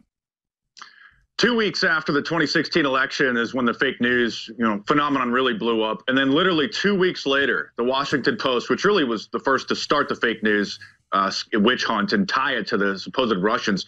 2 weeks later, then they admitted that the war against fake news has backfired. And this was the first year, really. They said stop using it. CNN came on and said, stop, no, do it. Everything that they're doing is only backfiring. If they would actually just criticize the president for legitimate criticisms, and if the Democrats had put out, reasonable, policy discussions, none of this would be happening. But this was the first election where social media played a huge role. Social media wasn't just a place to post, pictures of what you were having for dinner. YouTube wasn't just a place to post funny cat videos or, a funny video of, somebody, falling off their bike and getting hurt, a fail video. This was the first year, really, when social media was used as a powerful tool by people like me, people like you. And they admit it backfired, and Zuckerberg said, I promise I'll start censoring. Now, initially, they said, well, fake news had nothing to do with it. We don't think so. There's, hoaxes spread through Facebook sometimes. They've spread since, it started. I mean, we all remember some of the earlier hoaxes about posting a comment about opting out of one of their new, terms of service, and then everyone starts. So hoaxes have spread through Facebook since the beginning. But there's been studies that have been done by Stanford, New York University, that the fake news that was spread through Facebook didn't change anybody's opinion. In fact, most people clicked on it just out of curiosity and because of the clickbait titles. And so it might have driven some traffic to some of these websites. It might have gotten them some money. But nobody was really duped. Very few people, in fact, some people were, but very few were actually duped. So it's a hoax to say that independent grassroots fake news gave it to Trump. We had Google, Facebook, Twitter, the EU, the globalists, Hollywood, mainstream media, all the money, 10 to 1, thrown against Trump. American people, they lost. So where do you see this going now, Mark? They've had their candy butts handed to them. I think the manipulation is going to get a little bit more slick. We're probably going to see Twitter continue to roll out new manipulations on the trending. New stricter terms of service are rolling out about certain symbols and terms that you're not supposed to use. And it's all Twitter selectively feed. enforced. Keith Olbermann can say murder Trump, murder. We call somebody a liar, they're banned. Or Trump says that Don Lemon is stupid, and they go, oh, it's bullying. You can't say a public figure that's attacking you and calling you evil is dumb. He can attack. Don Lemon can attack, but you're not allowed to call him dumb. And of course, none of the threats against President Trump or against white people, none of the racist, slurs that are spread about white people on Twitter are going to make it into a mainstream liberal establishment. But if President Obama had even 1% of the amount of online threats that Trump got after he was elected, and then again, which erupted on the day of inauguration, it would have been national news. There would have been dozens of arrests. These suspects would have been touted out on the national scene and shown to the whole country, to the whole world. There wasn't even a Wikipedia page specifically for assassination threats against Trump until recently. There was a page, or still is rather, a page dedicated to threats about Obama. But at the time that my book came out, just last month, or when I was writing it, when I was getting ready to publish it, there was not a page dedicated or even a section on Trump's Twitter or a Wikipedia page about the death threats, even though there were tens of thousands of them on Twitter. Nobody was. That's another question, Mark. I want your take on this. We're going to go to break, go to calls. They'll call hashtag hunt Republicans. They'll say good, kill Republicans. They'll call for it, the New York Times, Washington Post. And then when we talk about, hey, here's a full-page ad for the overthrow of Trump and, by Antifa, George, they go, Jones is insane. No one's planning any violence. And then when it's a dud, they say we just made it up. So they want to launch their attacks, but then deny they're happening. I don't remember who said it, but there's an old saying that a lie can make it halfway around the world before the truth puts its shoes on in the morning. Mark and Twain. So that's why they keep putting out these ridiculous fake stories, because they know that it's going to reinforce. That's what they're trying to do, is trying to reinforce what they've already put out there, that Trump is bad, that this is a fascist regime. And so when they have to issue retractions or apologies, CNN doesn't even do it on their main Twitter account. They have a special Twitter account, CNN. No, it's like you're allowed to kidnap and murder children as long as you apologize to an empty room. It's okay. It's a get out of jail free card. Yeah, and so that's what they're doing. They're reinforcing this already insane ideology that they've whipped up. The retractions get no footing. Nobody hears about the retractions. And also, I think what they're trying to do is to get the short-term gains of the clicks to their website. So we need to really stop posting some of their insane articles to show people what they're doing. A lot of people will post an article on Facebook and say, look at what this ridiculous CNN article is saying. They don't care. Stop doing that, because then you're just driving more traffic to their website. Post a screenshot or just talk about it. Exactly. They're like trolling us now with the insanity, using our names to do it. Great point, Mark Dice. In fact, at the end of the book, you just say, turn it all off. You've got a plan I agree with to shut them down once and for all. From the front lines of the information war, it's Mark Dice from Southern California. I'm Alex Jones, your host. We're broadcasting worldwide. I'll be coasting with John Rappaport coming up. A bunch of clips of news I haven't gotten to. We got loaded phone lines for Mark. We really shouldn't cheat these folks and let them talk to Mark. We'll do that to Matt and Mel, D, and Salvador and others here in just a moment. But, Mark, I want your real take on this. I know you'll give it your real news take, but I've tried to study net neutrality. Try to study all this. It's very complex. But bottom line, Obama had a big web takeover. It's horrible. Calling it net neutrality. Ajit Pai's reversing it. So now there's a new fight as other telecoms fight with big tech giants to try to take it over. So there's not good sides on either side there. But Pai did just take it back to where it was before Obama tried to hand it over to the globalists and kick off this giant censorship operation and give telecoms, but also big tech giants, the right to censor people. Mark, what do you think about that? Yeah, there are some strong arguments on both sides. I think that many people on both sides of the issue are getting a little bit too hyped up and a little bit too concerned. I'm all for undoing almost anything that Obama did. We know that he basically turned the entire internet over to the United Nations. Exactly. And a lot of this, these big tech companies gobbling up smaller companies, a lot of this happens, most of this, at what's called the Sun Valley Conference, which is Bilderberg for Tech. And this is an annual media conference that happens every July in Sun Valley, Idaho. Not in New York City, not in Los Angeles. All the tech companies and media moguls go to this small little town of 1,500 people every summer since 1983. This is where they put on the auctioning block all these smaller little media companies and decide which ones they're going to buy up, who's going to merge with who, what the coming terms of service are going to be. And this isn't just an This is where they collude table. like the oil companies got caught in the 70s fixing prices. This is where they collude on what they're going to do lobbying-wise to get stuff done in Congress. This is where Microsoft merged with NBC to create MSNBC. This is where Facebook purchased Instagram. This is where most of the big major telemarketing or telecom This is deals where, are done. they talked a year ago about where Disney would buy News Corp. This is where Google's initial IPO was settled and organized. This is where also the head of the CIA usually goes, or former CIA officials. And when is it happening? Because we need to send reporters. This is the digital Bilderberg that you keep harping on that I should pay attention to. Yes, it happens every July, usually about the first week into July. Hey, why don't we both go this year? You can go with us. I'll finance you going, Mark. That's definitely a possibility. We need to. One of the other issues of fake news, it's not just lying. It's actually lying by omission. Exactly. And that's why these big media companies prevent certain issues, certain topics from making it into the mainstream. That's why the Bilderberg Group has never really been mainstream news. Only with social media and with you and with Drudge covering it has it been mentioned a little bit. And notice, as soon as it got exposed, it lost its power.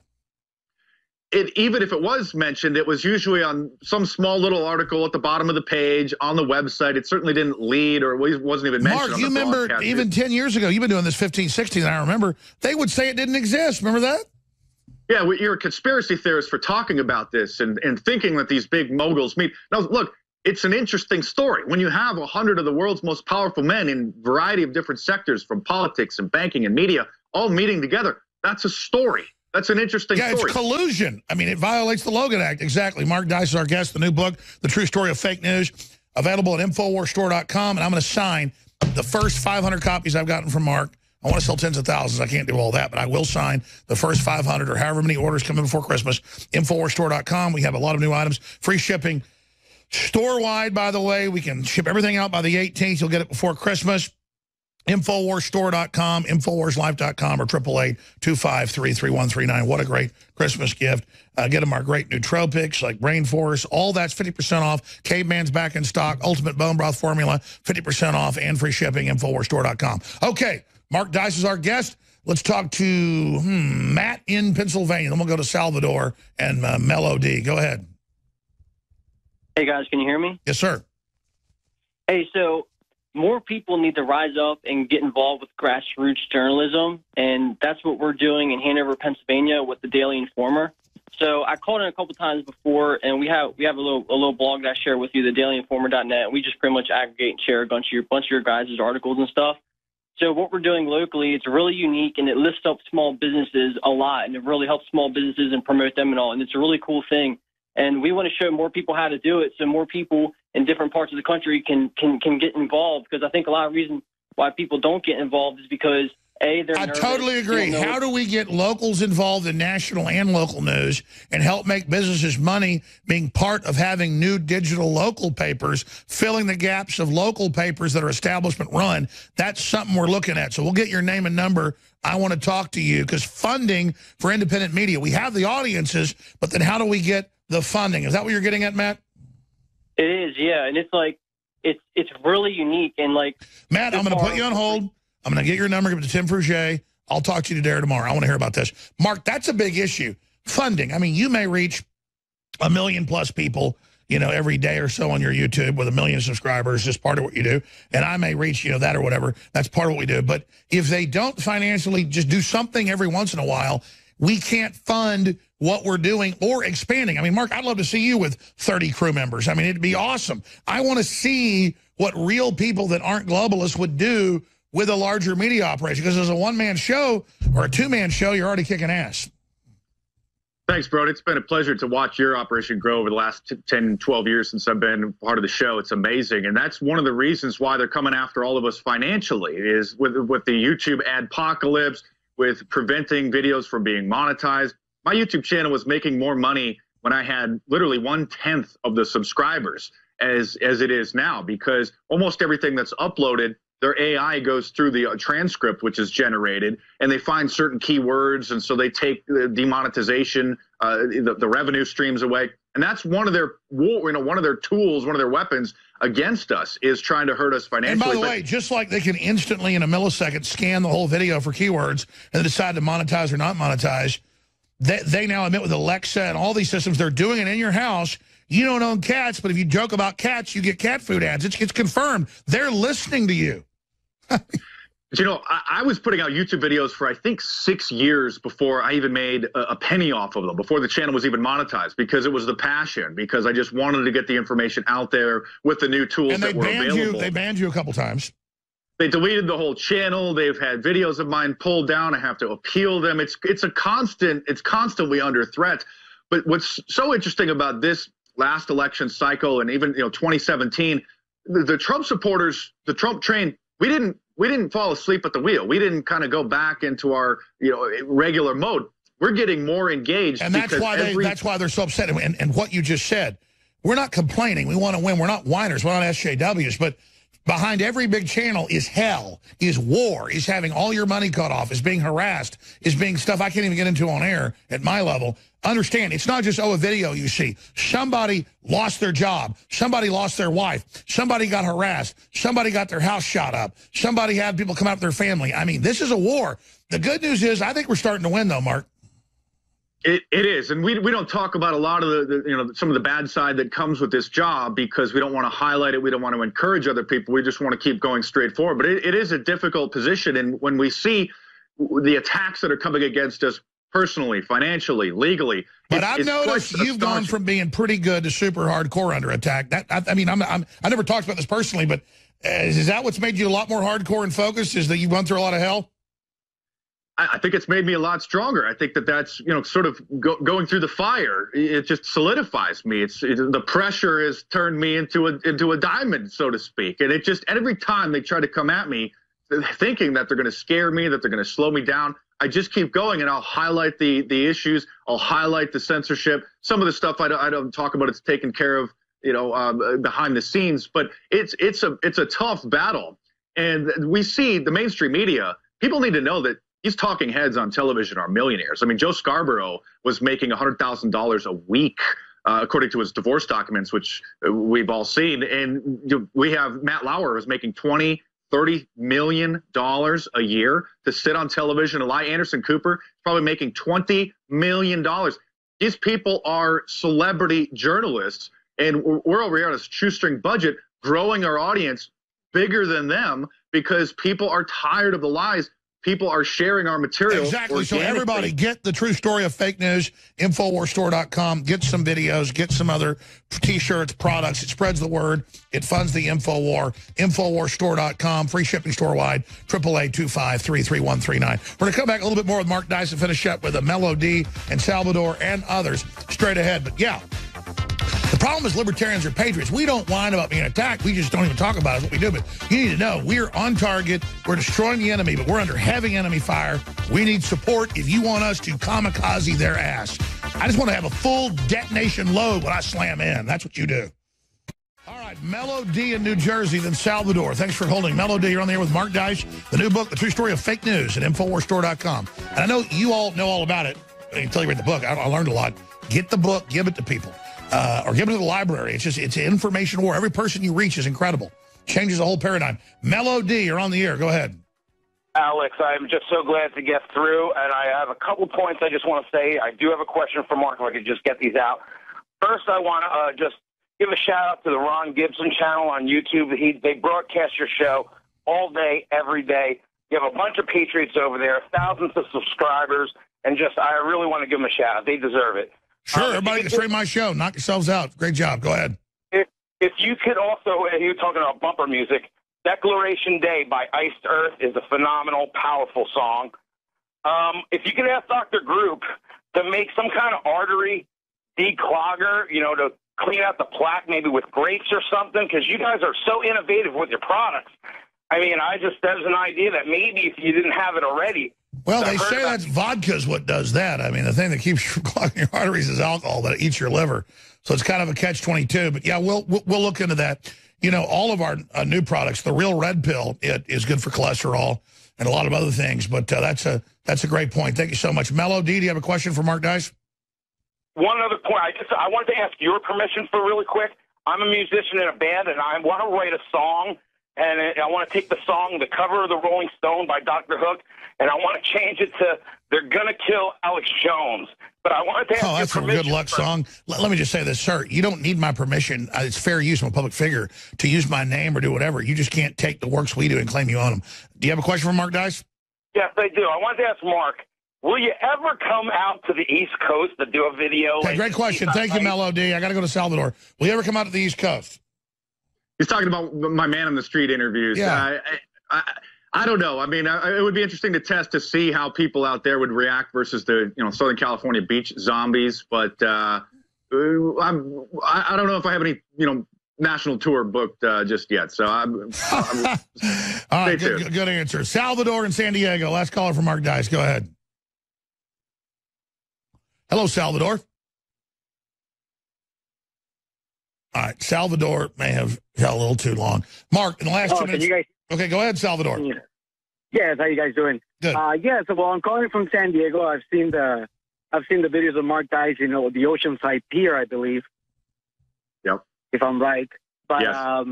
I just hope that material like this, like the book that you wrote, can be translated into Spanish.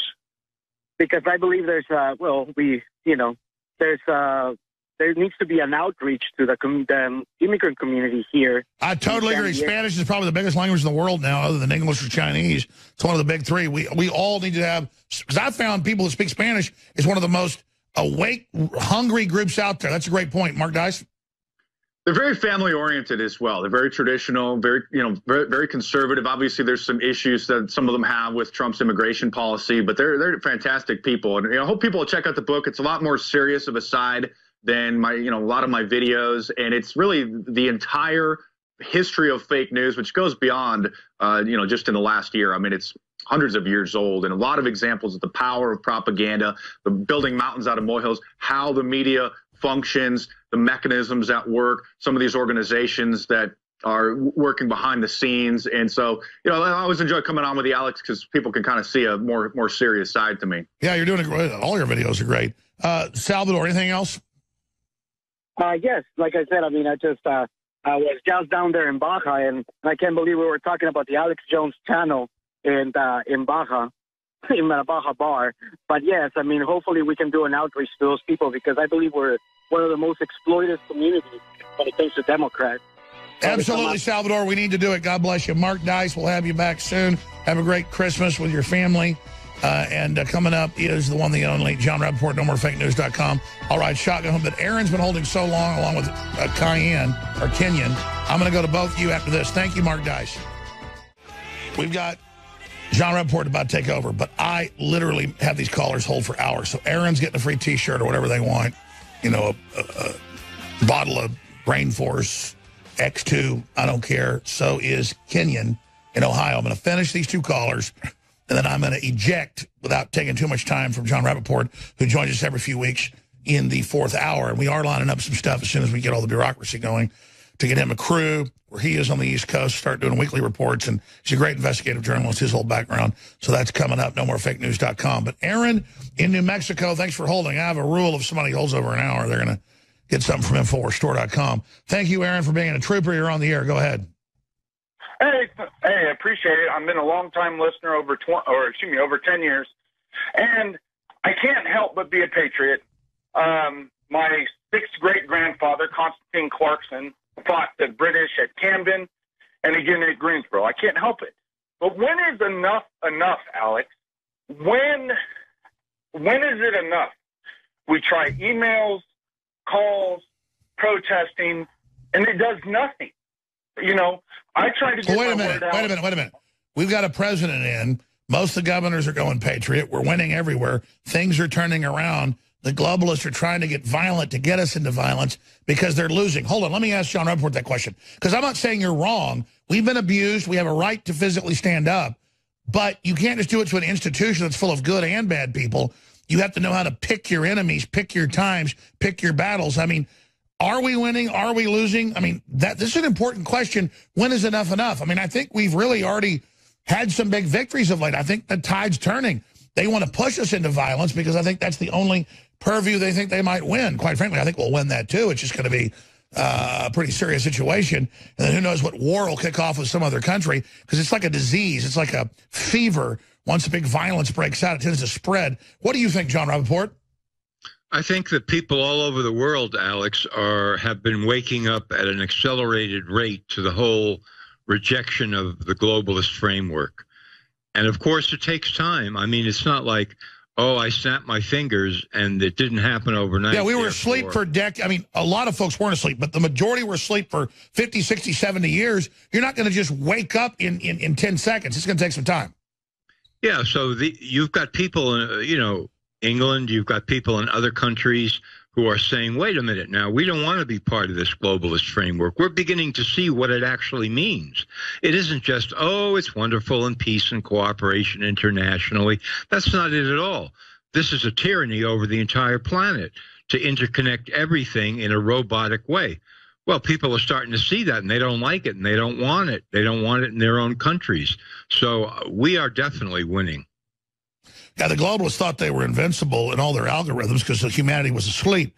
As humanity awakened, in the stages of awakening, we were in a deep sleep maybe 10 years ago. We're kind of awake, getting up, getting a cup of coffee right now in my allegory. What happens when we actually go to work, the next year or two, and we walk out the car or the bus or walk to work? I mean, kind of get awake and get on our hind legs. I mean, you think that's a good timeline allegory? You bet. And I think there's going to be a lot more defections out of Silicon Valley. There's going to be Oh, that's a good thing. I meant to say that a week ago myself. We're seeing all these top Facebook executives, presidents go out and say, we're dehumanizing, we hurt you, we're sorry, this bad. Why are they doing that? Yeah, because, well, I think, in some cases what's happening is they're actually waking up. They're realizing, hey, this fantasy that we had, you know, about how the information age and the internet was automatically going to take us into utopia. That was just a fantasy. You know, that was cooked up on purpose in order to pretend that we were all heading in a great direction rather than into the heart of evil. And some of those people are waking up and they don't want to be part of that. And they're talking out. You know, they realize their careers in Silicon Valley are over. So, all right, let's tell the truth. I think we're going to hear a lot more from that area. Gosh, that's why I love John Rappaport, because I think about that at the still of the night when I'm calm, not on air under lights. And I'm like, wow, defections. Why are all these top execs saying, okay, we were wrong, it's bad, we're dehumanizing you, we preyed on you, we knew it, but we didn't know how bad it would be. I think they're seeing their own children. I think they go home and their kid doesn't want to talk to them. I think they understand this is death. They do. And, you know, there's a tremendous hypocrisy that's becoming schizophrenic up there. Like these high-tech giants are sending their kids to private schools where there's a rule against having computers and cell phones. I'm sorry. Exactly. That's the kind of, it was Steve Jobs, before he died like 7 or 8 years ago, said, I don't let my children have iPads. Right. You know, so among those people who are just complete hypocrites, there's others who are, you know, waking up and saying, gee, you know, I don't want my kid near any of these devices. I don't want the mojo on me of billions of souls destroyed. Exactly. I mean, there's a thing called righteous guilt, you know, which is not debilitating fantasy it's guilt, empowering. But it's real. You know, I was part of a machine that's destroying humanity, and I don't want to be any part of it, and I've got to tell the truth. We're going to hear a lot more from people like that. Powerful. John Rappaport. Aaron, that's your response to what you said. You're on target. Go ahead. And my other thing is I've been trying to reach out for years on YouTube, Big Hickory 357. I'm also on Facebook, Big Hickory 357. And when you were talking with Mark about people losing their job, I lost my job from my January 1st, 2015 video. And so I've been trying to get it out. I share your videos actually on my website, bighickory357.com. I even have a link to y'all's site. So I understand, brother. That's why I talk about my own experiences. They've been keeping everybody in line by intimidation. And the truth is, somebody just got to go ahead and fill your hand. You know, wasn't a real movie, but it's an archetype, John Wayne with the 4 guys with guns. And they say it's a lot of talk for a fat man, a one-eyed fat man. Certain point, man, it's empowering to just say, fill your hand, let's go. And I think we've reached that point where humanity's tired of being bullied. God bless you. Kenyon in Ohio, real fast. Thanks for holding. You're awesome. Thanks for joining us. You're on the air with John Rappaport. I'd just like to give a shout-out to my cousin in California, Evan, and my grandpa. But awesome. Well, take time. Say hi to Grandpa. What's Grandpa's name?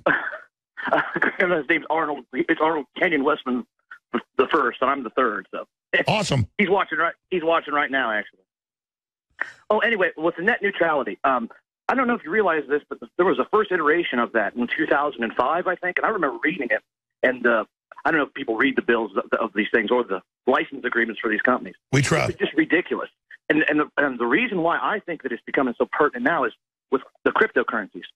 As the aggregation gets larger for the cryptocurrencies, those companies that say can rate the cost of the service that they're giving essentially could be the ones that mediate a market if Bitcoins go global like they are now.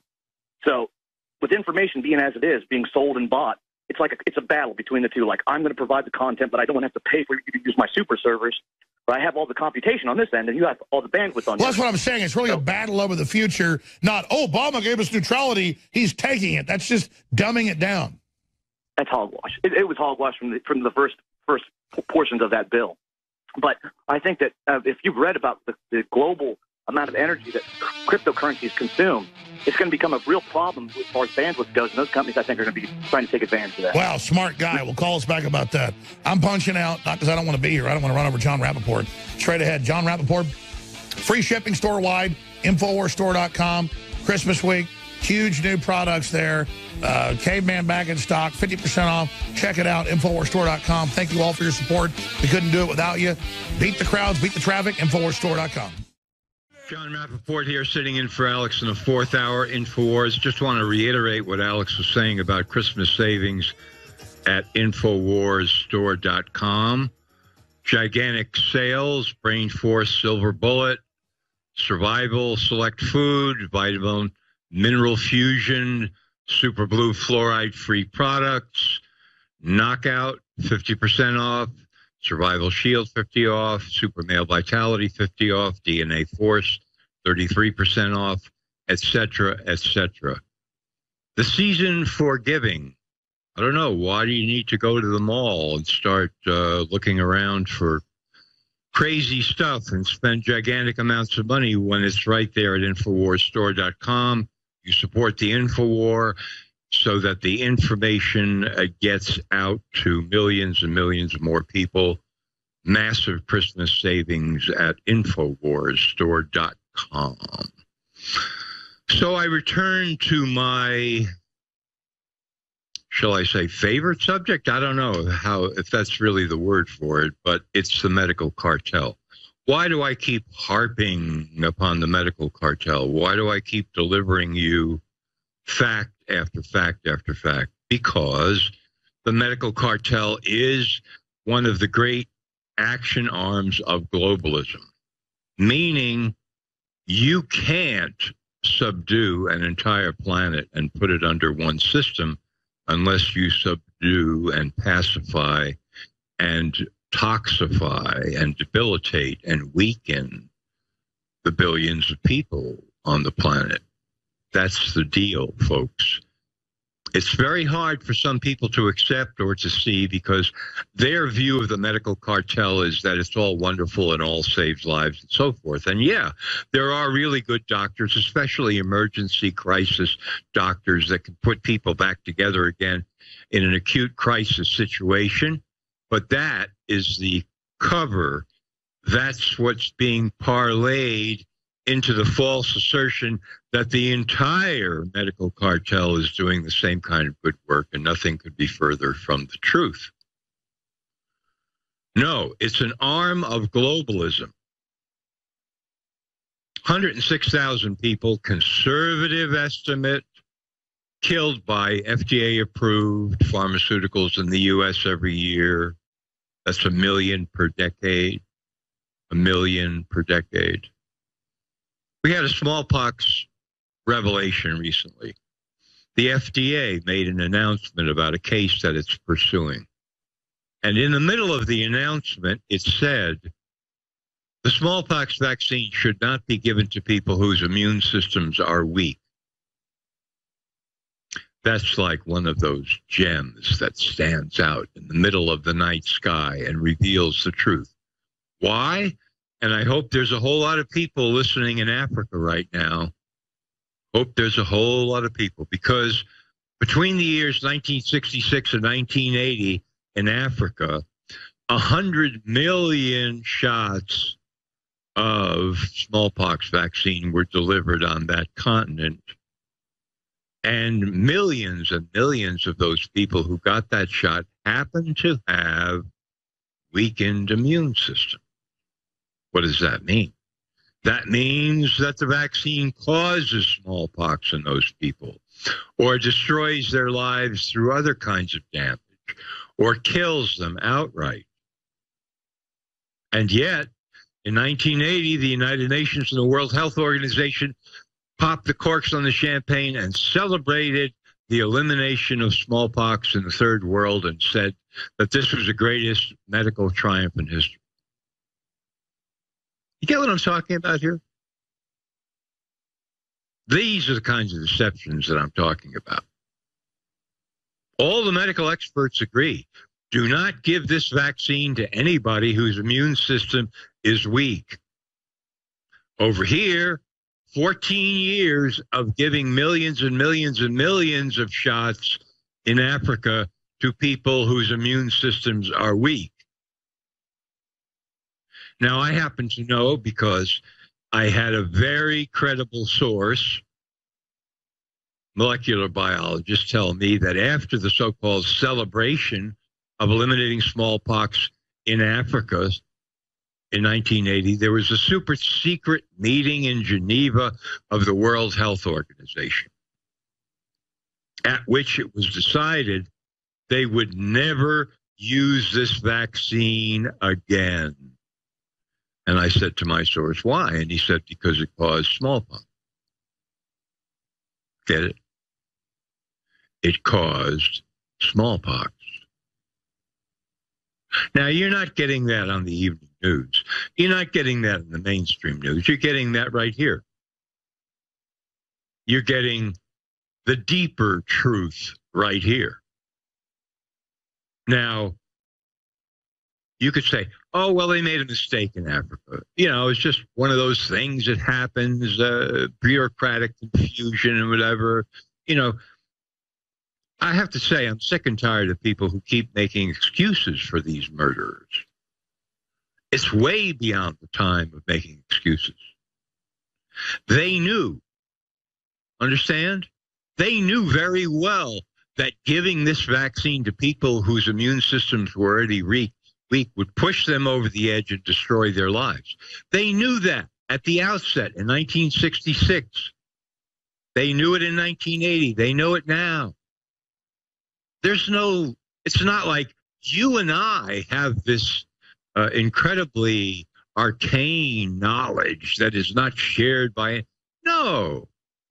This is an open source piece of information that was known and is known to doctors all over the world. And yet they went ahead with that vaccination campaign. What does that tell you? That's called a clue. You can't have it both ways, my friends. You can't say they knew, but, it was a mistake. No. If they knew, they did it on purpose. If you know the effect of something you're going to do is horrendous on the people you're going to do it to, and you do it anyway, then you know in advance. And what does that mean? That means you want to create that horrendous outcome in the people that you're doing it to. There is no other way around it. And we have to face up to that. Because you can't just expose all of this information that I've been doing, say, for the last 35 years, and then say, well, I'm going to leave intent out of the equation. I'm not going to be talking about that. We don't want to get into those deep waters. No, you have to. There's a lot more. We'll be back here, fourth hour of Info. John Rappaport back here in the fourth hour sitting in for Alex. I want to mention one more time. Christmas savings, INFOWARS, store.com, Brain Force, Silver Bullet, Select Survival Food. Let me just read you everything here. Vitamin Mineral Fusion, Super Blue, fluoride-free products. Knockout, Survival Shield, Super Male Vitality, DNA Force, Alpha Power, Prostagard, all discounts, Christmas sale at InfoWarsStore.com. 50% off on many of these products, 33 off. That's where you do your shopping. That's where you get great products. And in return, InfoWars carries on by presenting you with the truth. What a concept, the truth. So we're talking about the medical cartel here. Let me give you a couple of current stories that not getting the coverage that they should get. Sanofi, a gigantic pharmaceutical company, is having some problems in the Philippines. Now, I wish that people in the federal government here would pay attention because something's happening down there. Actually, the government officials are in an uproar because of a vaccine campaign using Sanofi's vaccine against dengue fever. Okay, thousands of kids have already been vaccinated in the Philippines. And all of a sudden, through an uproar in the federal government, the program is stopped. The vaccine campaign is stopped in its tracks. Why? Because somebody in the government health ministry figured out that Sanofi itself, the manufacturer, said, although they wouldn't want to repeat it now, this vaccine can be dangerous, might be dangerous to children who, quote, haven't contacted the dengue virus before. Here's an admission from the manufacturer. And then in the federal government of the Philippines, their own experts, I mean mainstream experts, were warning them before they started this massive dengue fever vaccine campaign to watch out, not to do it, because the safety and efficacy of the vaccine had not yet been proven. But they went ahead anyway, and now they're paying the price. And the campaign has been stopped in its tracks. That's an example that the U.S. and other countries ought to follow. Why can't they follow that? Why can't one of these senators or a whole bunch of these people get up on their hind legs and say, stop, no more. We want an investigation of the vaccine safety situation. You understand what I'm saying here? Trump hinted at it when he was elected during the campaign. He said, yes, it makes sense to see and assume there's a connection between giving vaccines and kids getting autism. He was not the only one that said it during the campaign, if you remember that Republican debate. Okay. So those people and us can just sit here and say, well, I wonder when he's going to launch the investigation. Well, maybe it's going to be never. Maybe it's up to us to present the truth loudly enough, because we're not just talking about a scientific issue here. We're talking about the destruction of human life in this country and all over the planet through the delivery of toxic elements in these vaccines like mercury, aluminum, formaldehyde, injected into children, injected into babies. Never had a study, a really well-done study, comparing the vaccinated and the unvaccinated in a mainstream setting to validate all of the BS claims of the Centers for Disease Control and everybody else that, oh, these things are marvelously safe and effective. Yeah, really? Is that right? So why have they suddenly stopped this massive vaccine campaign in the Philippines? And now everybody's looking at everybody with egg on their face and saying, well, what do we do now? Yeah, well, what you do now is you look at what's in the vaccine, okay, guys? Down there in the Philippines, do we have any listeners down there? I'm sure we do. Look at what's in the vaccine. Look at the toxic elements and the chemicals. Send it out to independent labs to analyze the extraneous contamination and germs that are not supposed to be in the vaccine that are there. Let's go. If you're going to go all the way. The medical cartel is in the business of destroying human life and debilitating the brain and the mind for a very good reason. As I keep saying, because I want to put this in front of you so there's no mistake about what I'm talking about here.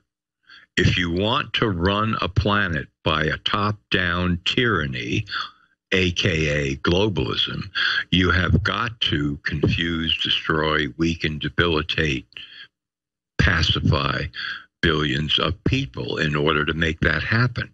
And how can you do that? By waging a covert chemical war against the entire population, aka toxic vaccines and toxic medical drugs. that is, in fact, what's happening and has been happening for a very long time. Absolutely true. Here's another piece to the puzzle. All of a sudden, out of Australia and other places comes the news. You know, the flu vaccine this year is really only about 10% effective. This is mainstream news now, admitting this out in the open. This is if you accept the whole theory of what vaccines do and so forth and so on, which I don't. But even that, they're admitting only 10% effective. Why? Well, there's a new study and everybody's climbing on board. Well, it turns out, you see, they make the flu vaccine with chicken eggs. And when you put the flu virus into the vaccine, into the chicken eggs, it mutates. And so what the vaccine is actually delivering is not the flu virus of the season that we are seeing, but some mutated form with who knows what effect, but it certainly isn't the effect of immunizing anybody. Wow. Why isn't that page one headlines on the Today Show? You're not getting that on the CBS Evening News as the lead story with a pledge from some pretty boy anchor that we are going to dig into this and look into it, investigate it, and so on and so forth, because I'll give you a clue.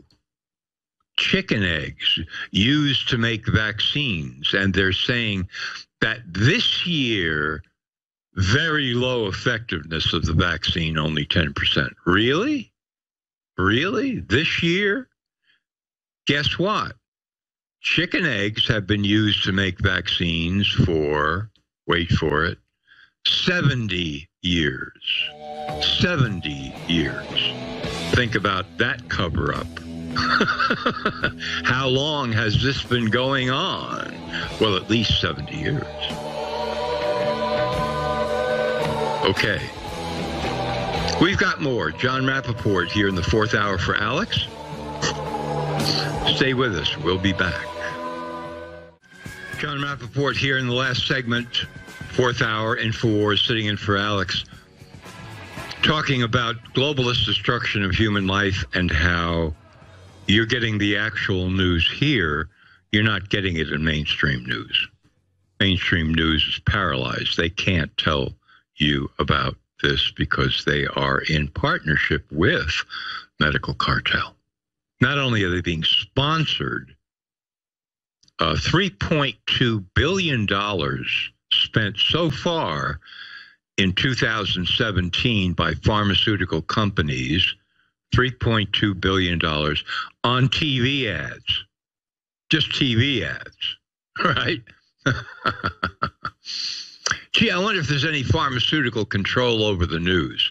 So just imagine that if on the NBC Nightly News, what I've been talking about here for the last 40 minutes or so, were highlighted as the main lead story, with the promise that we've got our hounds, our reporters out there, folks, and we're digging into this. What's happening with the troubling stories about vaccines destroying life and medical drugs destroying life. And we're not going to stop until we get to the bottom of this and what's really going on, because we know that they know what they're doing when they destroy human life. And you can be sure that we will stay on the story. Well, the next day, everybody in that newsroom would be fired, blackballed for the rest of their lives. Pharmaceutical companies would suddenly withdraw maybe $50 million worth of advertising overnight from that giant network just to show them the power of what they can do. And everybody would capitulate. We'll never do anything like that again. That was just somebody went psychotic. I'm sorry, you know. But we don't have that problem here. We don't have that problem. We expose the psychotics. We expose the psychotics. For example, all this business about students being triggered at universities, this epidemic of so-called whatever, safe space. I've got to have my safe space because any word you say, any gesture you make, any move could trigger me and put me into a state of horror. Therefore, I must have my hot chocolate and I must sit in a little kiddie room and play with toys, and I can't listen to certain ideas, and my teachers have to warn me, issue a trigger warning and blah, blah, blah, whenever they're going to say anything, pretty much, right? Where do you think all that came from? Some months ago, I exposed the fact that on U.S. college campuses, 25%, okay, listen to this, 25% of students in the last year received a diagnosis of a mental disorder or were being treated with drugs for a mental disorder. 25%. So if you send your kids to college in this country, you're pretty much sending them to a psychiatric clinic where they will be diagnosed with a mental disorder and then prescribed toxic, brain-scrambling drugs. I've documented this for years. The antidepressants, the antipsychotic drugs, which are more and more being used for ordinary people with ordinary problems, the speed-type drugs for attention deficit hyperactivity disorder, where speed crash happens, and then depression, and then antidepressants are prescribed, and then up and down, and then bipolar is diagnosed, and then heavier drugs are given. Yeah, these kids are being driven insane by psychiatrists. And then you hear all this, I could be triggered by anything. Yeah, sure. Some of it is completely made up and ridiculous. Yes, yes. But there's some of it that is coming from being poisoned and brain assaulted by psychiatric drugs on college campuses, because it's now, the American university and college system is now a giant psychiatric industry outpost. Understand that. Things are not like they used to be, folks. I know it takes a stretch. Takes a stretch for me, too, at first. I know, this couldn't be. You mean this is happening now? How could that be? It wasn't happening when I was growing up. No, it wasn't. But the globalists are changing things. And this thing that I'm talking about on college campuses, this is being done on purpose. The psychiatrists know the effects of these drugs. They are not in the dark about it. The pharmaceutical companies that make the horrendous psychiatric drugs know about the effects of these drugs on the brain. They are not in the dark either, and they keep doing it. Don't let them off the hook. Don't say, we are the privileged few who know the truth, and these poor psychiatrists, they just haven't been let in on the story yet. Come on. Come on, wise up. They know, and they're doing it anyway. They're poisoning your children. Straight out. Straight into the brain. Brain poison. That's the way it's being done on college campuses and in society in general. But particularly, 25%, 1 out of 4. I mean, can you imagine? Kids are bouncing off the walls at these places. And how does this all start? This has been documented. The stories have been told. I've been looking into this for a very long time as a reporter. A kid starts out with a problem at college, can't study, what's going on with all these courses? I've never had so much homework in my life. I don't know what to do.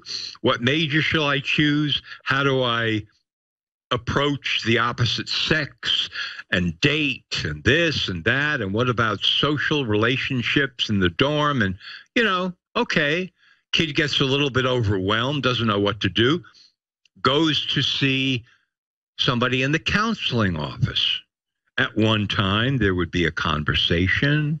There would be a little bit of help, perhaps, some tutoring, whatever, orientation that this is, what college is all about and whatever, advice. No, now it's like, boom, referral to a psychiatrist, prescription written, diagnosis of a mental disorder made. Drugs. Chemical warfare. That's what it is, folks. The drugs are chemical warfare. Straight out. Part of the plan. Absolutely part of the plan. Want to destroy a country? Destroy the young. These people will never be the same. Think about that. These students, they get out of college. They've been diagnosed with 1 or 2 mental disorders. They have been on drugs constantly, debilitating, brain-scrambling drugs. You think when they graduate, all of a sudden they're just going to say, hooray, I'm now free of all of that. No, they're going to go through their whole lives, both psychologically and chemically dependent. Want to destroy a country, you destroy the young. So it may interest you to know, and again, I've documented this 6 ways from Sunday over the years, that in the Bible of the psychiatric profession, called the DSM, the Diagnostic and Statistical Manual of Mental Disorders, published by the American Psychiatric Association, with new updated editions every few years, right?